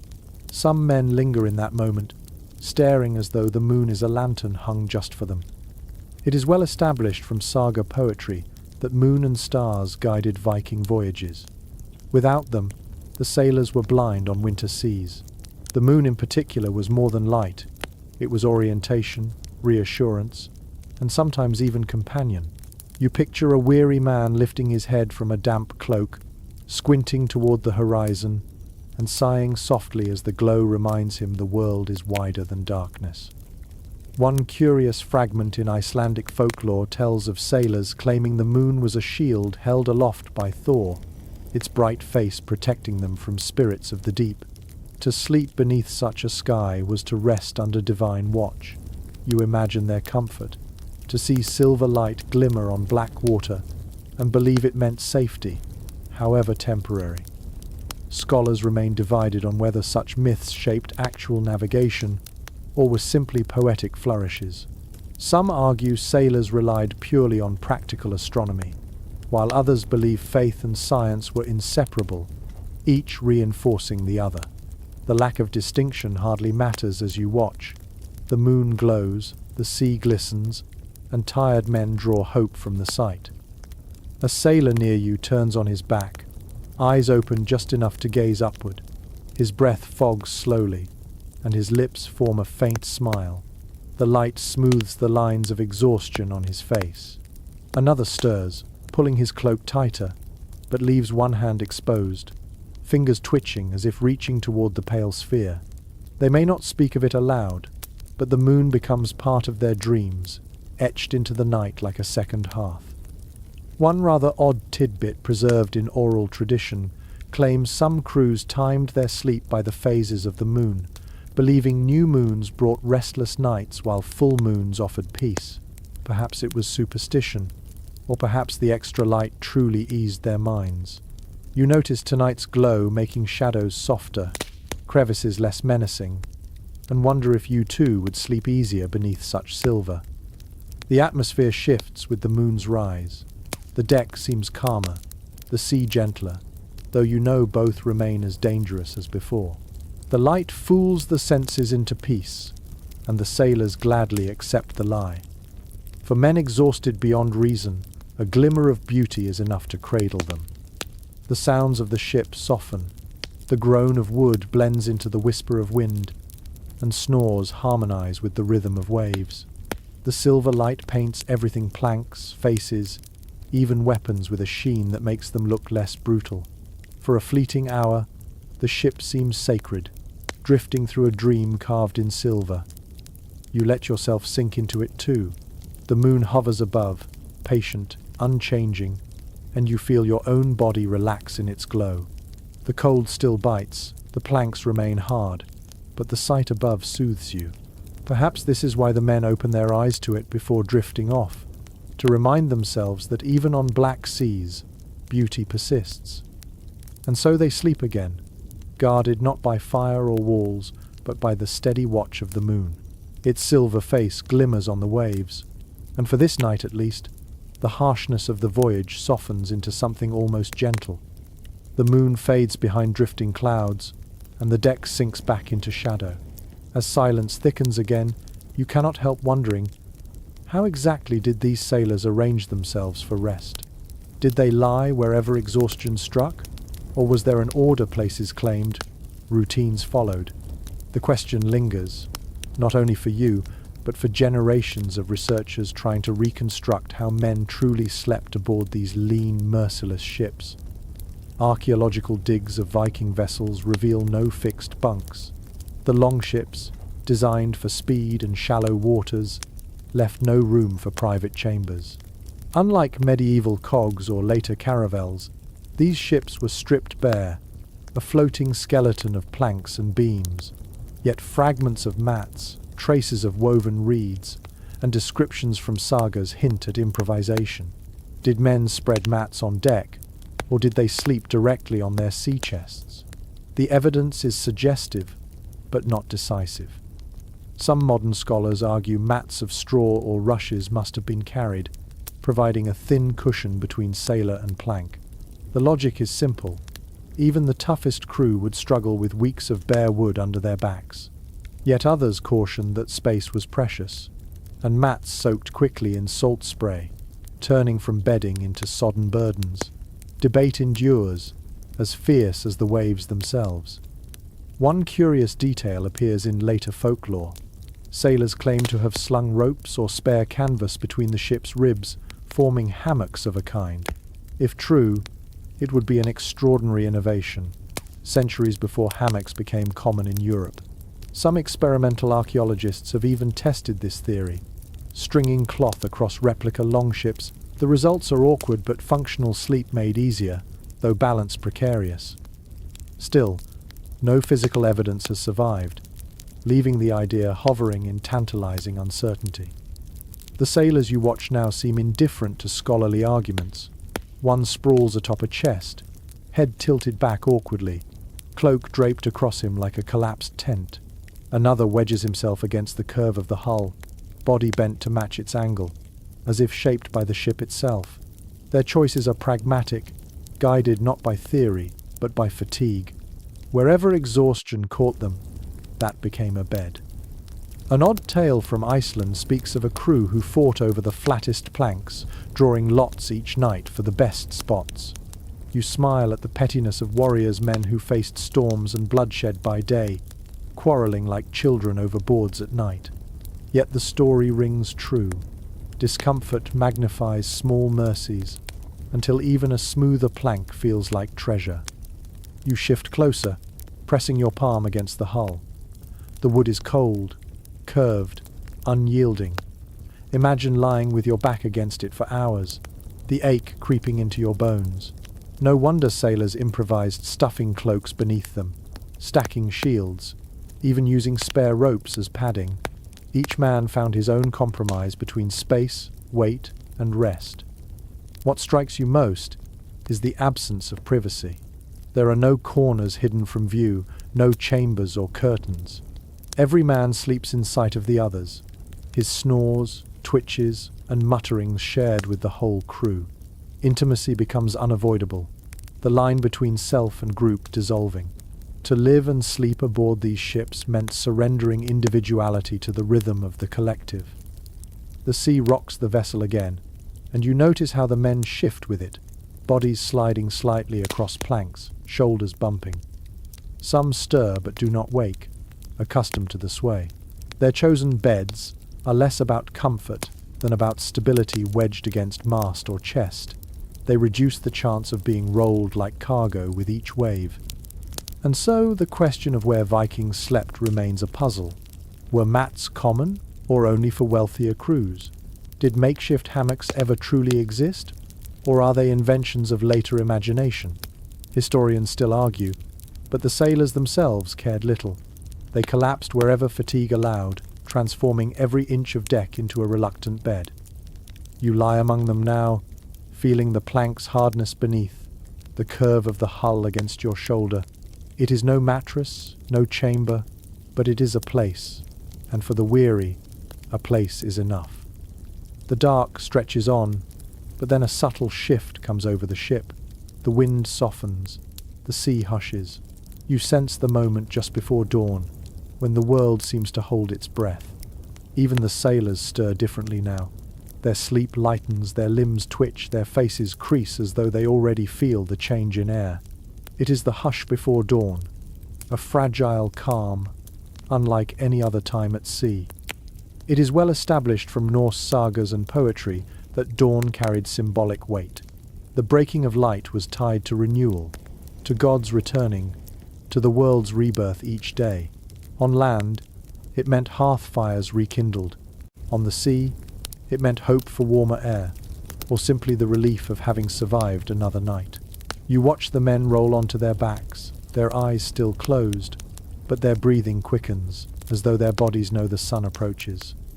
One curious story, retold in Icelandic tradition, claims sailors swore that dawn itself sang a faint hum heard across the water as the first light crept in. Perhaps it was imagination, perhaps the groan of ice shifting, but they believed it enough to whisper of it each morning. You listen closely, and in the stillness, you almost hear it too, a soft tone, barely audible, riding on the hush. Specialists disagree on how much real rest sailors gained before dawn. Some argue the pre-dawn hours were shallow sleep, with men half alert for the signal to rise. Others suggest exhaustion pushed them into deeper slumber right before morning broke. No firm conclusion exists, but the pattern you see before you seems clear. Men teetering between sleep and waking, bodies reluctant to rise, yet minds already turning outward. The ship feels different in this hour. The noises soften, even the rats grow still, as if respecting the threshold between night and day.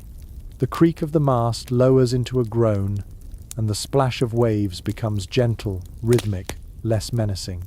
The air itself shifts, crisp yet faintly warmer, carrying a promise not yet fulfilled.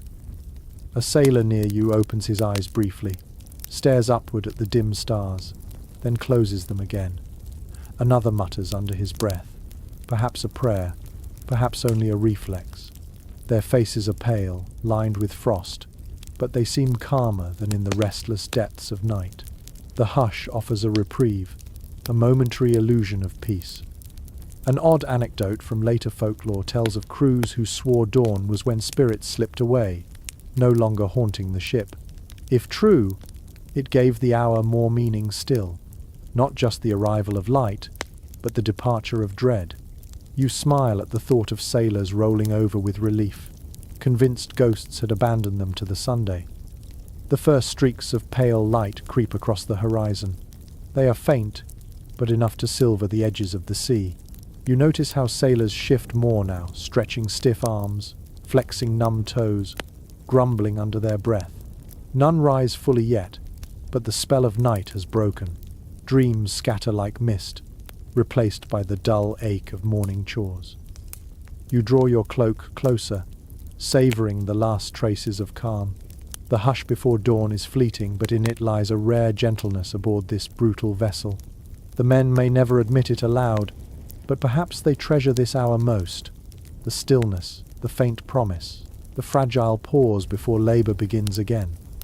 For now, you lie with them, half asleep, half awake, breathing the crisp air. The horizon brightens slowly, and with it, the reality of another day returns. Yet for a heartbeat longer, the hush lingers, a reminder that even on the coldest seas, silence and peace still exist. The pale horizon brightens, but when you stretch your hand across the deck, you feel the chill clinging stubbornly. Cloaks, hides, even skin are damp, heavy with dew and spray. You glance at a sailor tugging his garment tighter, only to realize it is not a cloak at all, but a soaked tunic he has pulled over his chest like a blanket. In desperation, even clothing meant for day becomes bedding at night. Archaeological finds of Viking garments show thick wool tunics, trousers, and cloaks, woven tight to withstand wear. Yet when storms drenched everything, sailors often had nothing dry left. It is widely acknowledged that they sometimes slept in sodden garments, spreading spares over themselves as makeshift coverings. You imagine the clammy weight pressing down, the wool sticky and salty, and wonder how the body found any comfort under such punishment. One curious tale preserved in Icelandic lore claims men joked. Their tunics became second skins of the sea, stiff with salt until they cracked like ice. They laughed grimly, but still wore them to bed, convinced that salt itself held some power against the cold. Whether humour or superstition, it shows how necessity turned misery into ritual. Researchers remain divided on whether sailors rotated clothing to manage dampness or simply endured in whatever state they found themselves. Some argue spare garments were carefully rationed, while others suggest spares were scarce, and most men had only what they wore. The lack of consensus mirrors the scene before you. Sailors huddled under sodden tunics, grumbling in sleep, unable to choose otherwise. You kneel beside a man curled tightly under his damp clothes. His face glistens with condensation. His hair clings to his forehead. Each breath rises faintly, but his shoulders tremble even in dreams. Beside him, another stirs irritably, scratching at his chest where the wool rubs against skin, raw from friction and salt. The discomfort is constant, yet exhaustion drags them under anyway. An odd detail from later folklore describes crews spreading garments across the deck by day, letting the wind whip them dry, only to find gulls stealing scraps for nests. You picture warriors cursing as birds carried away bits of their only bedding. The story may be embellished, but the frustration feels real enough. The smell is undeniable, wet wool mingled with brine, sour with sweat. It permeates the air, thick and oppressive, clinging to your nose even as you shift away. For the sailors, there is no shifting. They lie wrapped in that stench, asleep in garments that reek of sea and labour. It is unpleasant, but it is also survival. You press a hand against one damp tunic, feeling the weight and texture. It clings like a soaked rag, yet beneath it, the sailor's chest rises steadily.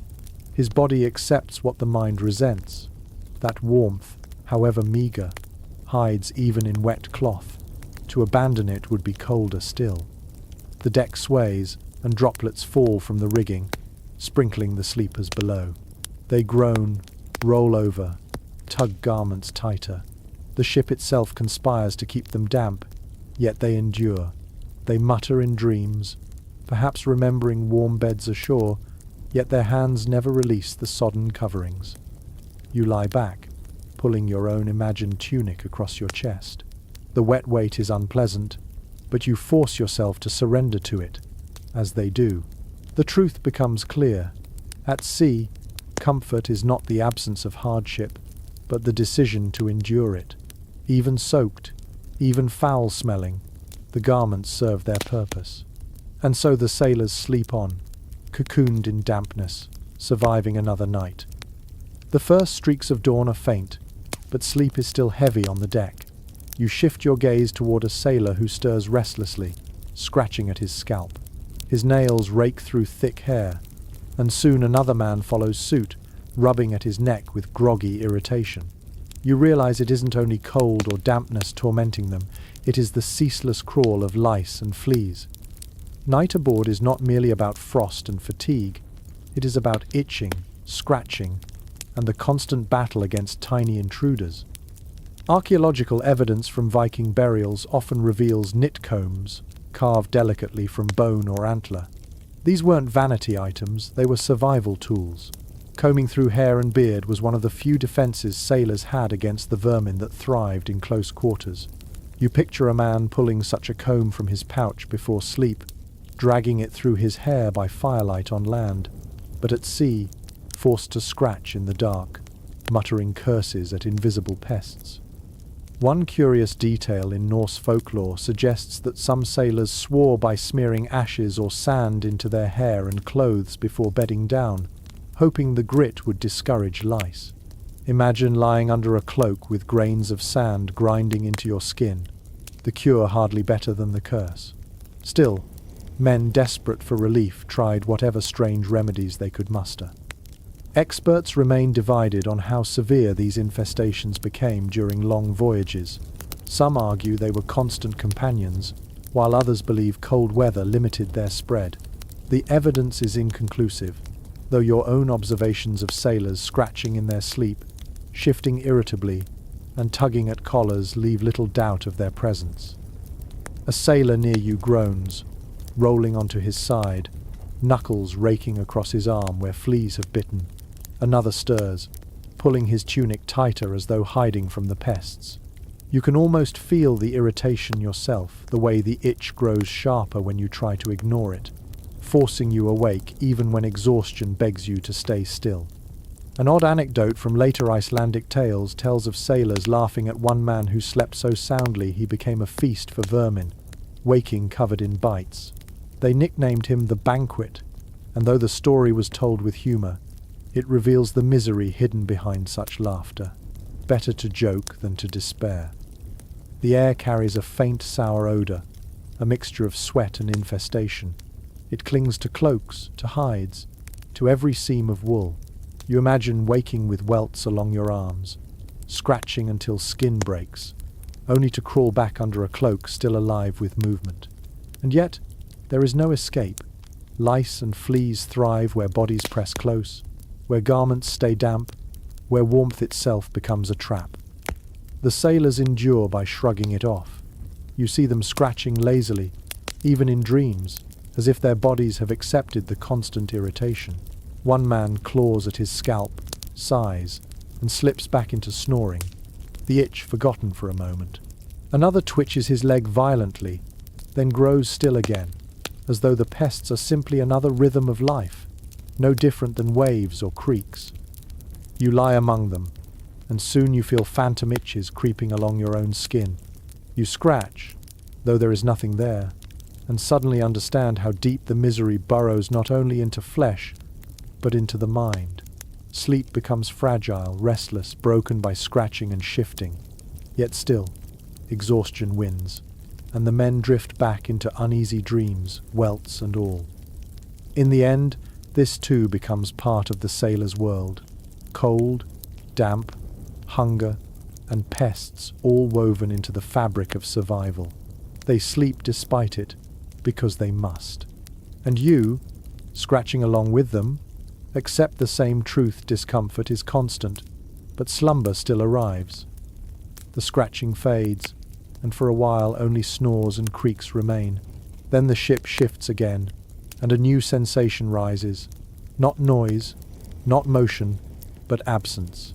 The sea grows strangely calm. The wind pauses. Even the rats beneath the planks seem to retreat into stillness. It is one of those rare moments of eerie silence when the world itself seems to hold its breath. From the sagas, we know that sailors often feared silence at sea more than storms. Noise meant life. Waves slapping, wind roaring, ropes singing. Silence, by contrast, carried a weight that felt unnatural, as though the gods themselves had withdrawn. You feel it now, the emptiness pressing in, the sound of your own breath loud in your ears. One curious line in a fragmentary tale speaks of sailors whispering that silence meant the sea spirits were listening. If true, they hushed themselves even more, unwilling to disturb whatever unseen presence hovered nearby. You picture men frozen mid-sentence, their words drying on their lips, before pulling cloaks over their heads and pretending to sleep. Academics remain divided on whether these silences were common meteorological lulls or exaggerations woven into story. Some argue that in the northern seas, brief calms did occur, while others claim the saga's heightened drama by painting such pauses as ominous.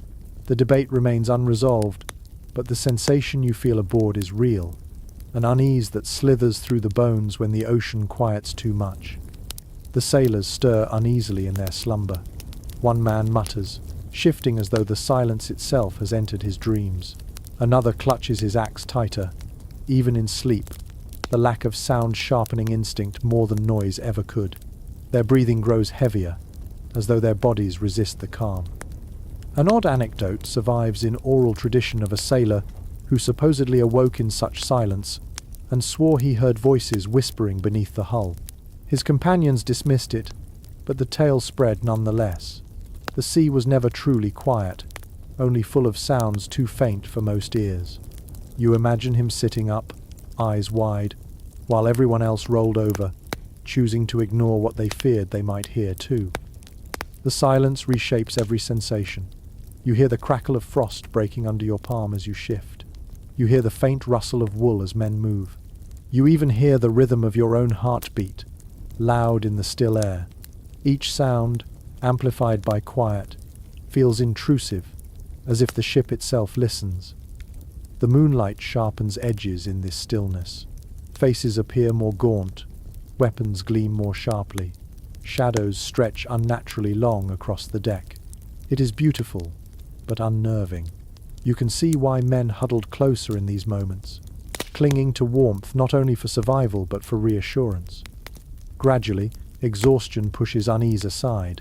The sailors close their eyes again, forcing themselves back into rest despite the quiet pressing against them. One snores louder than usual, almost defiantly, as if daring the silence to challenge him. Another mutters, a prayer under his breath, words muffled but steady. In their stubbornness lies resilience. You lie back as well, listening to the absence. It is not comfortable, but it is profound, a reminder that even the sea sometimes rests.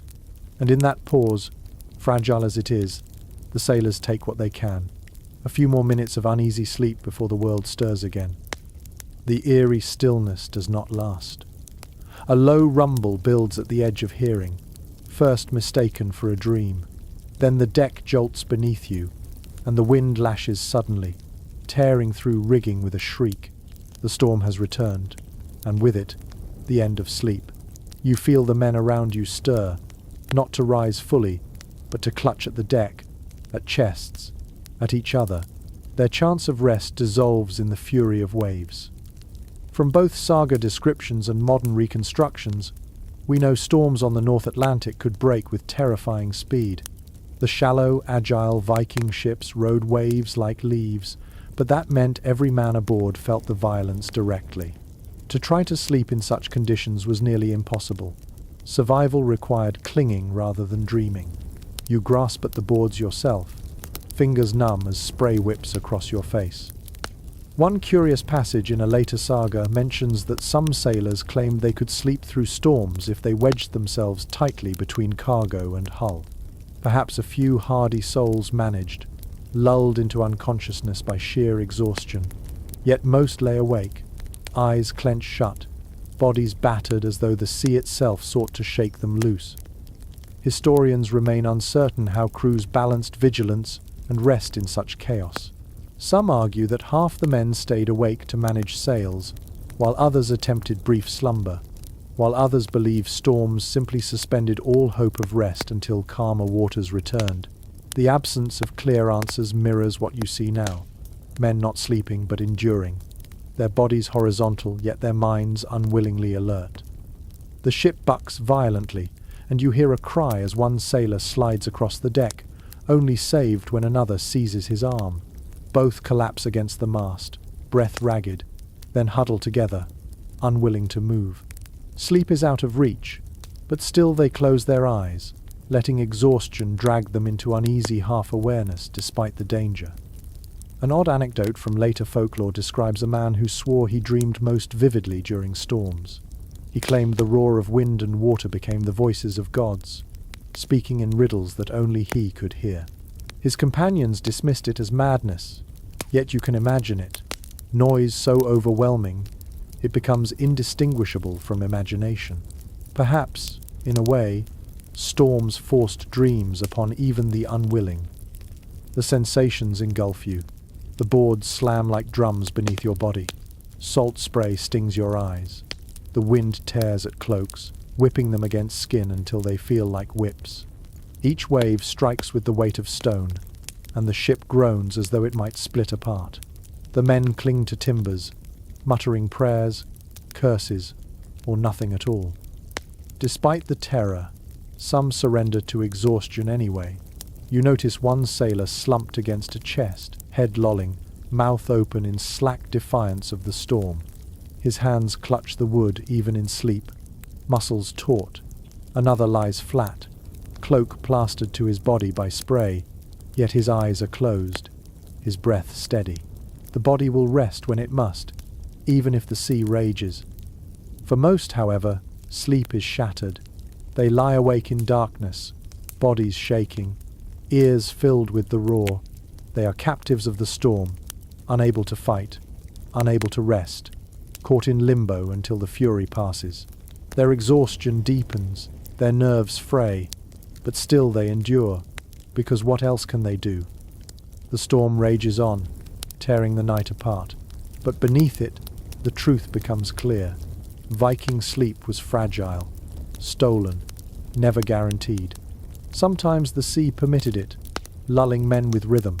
Other times it denied it utterly, replacing dreams with terror. Tonight is the latter.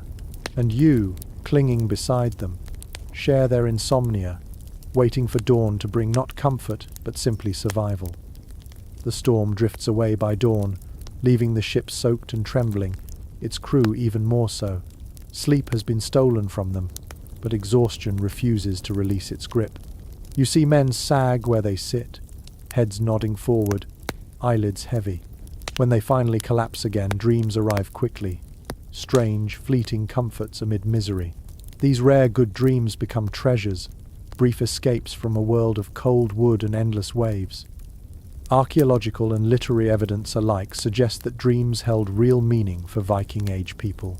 Sagas are filled with visions interpreted as omens, warnings, or promises. But not every dream was about destiny. Some were simply the desperate mind's gift of warmth and food when neither could be found. You watch a sailor smile faintly as he sleeps, his face softening in a way you've not seen while he's awake.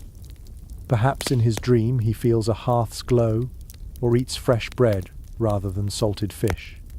One curious account from a saga tells of a warrior who admitted he longed for battle in his dreams, not because of glory, but because in dream fights he felt warm, his blood racing. Imagine finding relief even in visions of violence, simply because it thawed your frozen limbs for a while. You wonder what other strange comforts appeared in the minds of men half-starved, half-frozen, desperate for release. Experts differ in their interpretations of these dream escapes. Some argue they were mere byproducts of fatigue and hunger, while others insist they were deeply tied to culture, reinforcing ideals of hearth, kinship, and courage. The lack of consensus hardly matters when you watch the men before you. Their bodies twitch, their lips murmur, their faces glow for moments, all proof that dreams offered them a sanctuary the sea could not. A sailor beside you groans softly, then sighs in relief, as though something pleasant unfolded behind his eyelids. Another stirs, mutters a woman's name, then drifts deeper into sleep. Their breathing evens, their limbs loosen, and for the first time in nights, their rest looks almost peaceful. The ship still rocks, the planks still drip with moisture, but in their dreams the world has shifted. One rather odd piece of folklore claims sailors sometimes shared dreams, describing similar visions after waking. Perhaps it was coincidence, perhaps the effect of shared environment, the same noises, the same smells, shaping imagination in parallel. You picture men laughing softly at dawn, realizing they all dreamed of bread baking or children's laughter, and for a moment feeling less alone. The sensations of their sleep are palpable even to you. You feel warmth where there is none, the illusion of soft earth beneath you instead of wet planks, the faint taste of something sweet on your tongue.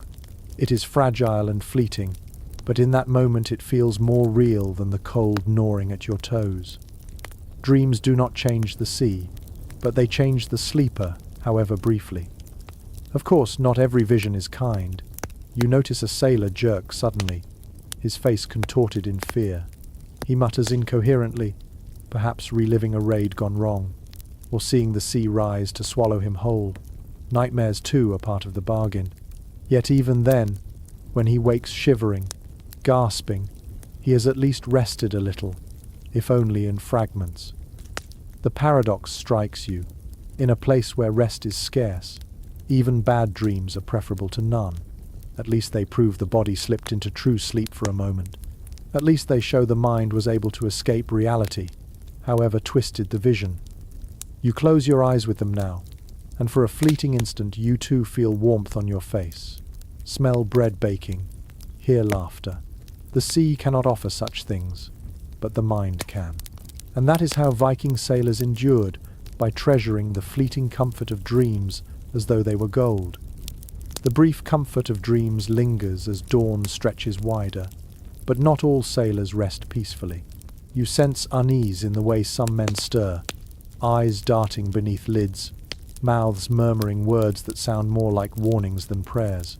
When they wake, they whisper to each other, not about bread or hearth fires, but about something stranger, ghosts, spirits wandering across the waves, tales of visitors who came in the night when the sea was quiet and the mind most vulnerable. It is known from sagas and later folklore that Viking sailors often spoke of encounters with the unseen. The sea was not merely water to them, it was alive, haunted, unpredictable. When men slept on open decks under the stars, it was easy to imagine shadows bending, voices whispering, or figures walking just beyond sight. You picture a sailor jerking awake, convinced a pale shape had passed near his cloak. One curious account in Icelandic lore describes men swearing that drowned warriors sometimes climbed aboard during the night, not to harm, but to sit silently among the sleepers. Their presence was a warning. A storm was coming, or a raid would fail. Whether hallucination or tale told later on shore, it reveals how easily the mind wove mystery into fatigue. Scholars remain divided on how literally these stories were believed. Some argue they were campfire tales exaggerated by generations, while others insist sailors genuinely feared spectral visitors. The absence of daylight and the constant rocking of the ship likely blurred perception. making dreams and waking visions difficult to separate. Looking at the crew around you, their eyes wide in half-dark, you understand how thin the line must have been. You watch as one sailor stirs, clutching an amulet at his chest. His lips move, muttering a name you cannot hear. Another pulls his cloak higher over his head, as though hiding from unseen eyes. Their movements betray a kind of fear not caused by cold or hunger, but by something imagined or perhaps sensed that lingers in the silence. An odd tidbit of folklore says crews sometimes left small offerings on the deck before sleep: crumbs of bread, drops of ale, even a scrap of dried fish, meant for whatever spirits prowled nearby. The gesture was part superstition, part bargaining. Better to give the ghost its due than risk its anger. You picture men fumbling with their rations in the dark, whispering as they set them down, then lying back with hearts a little calmer. The atmosphere aboard shifts with these beliefs. Every creak of timber becomes suspicious. Every flicker of moonlight across the water a sign. Exhausted bodies cling to sleep, but minds bristle with unease. Some men twitch awake at nothing, convinced they heard a voice. Others dream of faces leaning close, only to wake in panic. Yet still they endure, half laughing in the morning at their own fear, half convinced the spirits are real. The sensations are vivid even for you. You feel the weight of unseen eyes on your back, the hush pressing in as though something waits just beyond the rail. The sound of waves seems quieter, the wind sharper, as if the world itself conspires to confirm the sailor's fears. You draw your cloak tighter, though it does nothing against the chill creeping from within. And then, gradually, exhaustion wins again. The men settle, charms clutched, cloaks drawn high. Dreams return, though whether they hold ghosts or hearth fires, none can say. What matters is that even haunted sleep is still sleep, and the body demands it. You lie with them, heart thudding, ears straining for whispers you pray not to hear. The night remains long, the sea remains dark, and between reality and vision, you hover with them uncertain, uneasy, but still alive. The pale light of morning finally creeps across the deck. Frost clings to every plank, glittering faintly as though the sea itself had dusted the ship in shards of glass. One by one, the sailors stir from their restless sleep. They do not rise refreshed, far from it. Instead, they groan, stretch stiff limbs, and blink against the cold air. The night has left its mark. Aches in shoulders pressed against wood, numbness in fingers curled around weapons, and faces drawn tight from uneasy dreams. We know from accounts of daily life at sea that Viking crews often began their mornings stiff and sore. The lack of bedding, the damp planks, and the constant cold ensured that no man woke without complaint. Imagine the chorus. Coughs rattling, joints cracking, curses muttered half-heartedly as men tried to shake life back into their bodies. You can almost hear it now, a ragged symphony of discomfort greeting the day. One curious note in later sagas suggests that morning complaints were almost ritualized. Men would compare who slept worst, boasting in reverse about the misery they endured. "I froze harder than you," one might say, while another countered, "I had rats at my feet all night." Grim humor was the salve they used to face another day. You smile faintly, picturing warriors grumbling like old men, finding camaraderie in aches. Not all scholars agree on how much genuine rest these men found between nights. Some argue they adjusted, bodies numb to hardship, while others insist their exhaustion accumulated dangerously, wearing down health and morale. The truth may lie between, but the scene before you suggests fatigue that never fully lifted. Each dawn was less about renewal and more about dragging the body forward. You watch as one sailor rubs his lower back, grimacing. Another flexes his hands, cracking knuckles stiff with cold. A third scratches at his scalp, muttering curses at lice that tormented him even in dreams. The complaints overlap, forming a grumbling chorus that oddly binds them together. In discomfort, they find unity. An odd anecdote from folklore describes sailors joking that their joints creaked louder than the ship's timbers in the morning. You hear the truth in it now. The chorus of groans almost matches the groan of wood beneath your feet. The ship and its crew alike are weary, both tested by the endless night. The smell of morning is sour, sweat dried into wool, stale breath, the faint reek of rodents. Yet it mingles with something sharper, the salt air, the promise of day. The men pull themselves up, cloaks dragging, and begin to stretch. Their movements are sluggish, but necessary, each one coaxing blood back into frozen limbs. Despite the complaints, no one lingers too long. Survival demands action. Weapons are checked, ropes inspected, sails adjusted. Yet even as they work, mutters of the night's misery continue. Who had the worst dream? Whose cloak was wettest? Whose toes were most numb?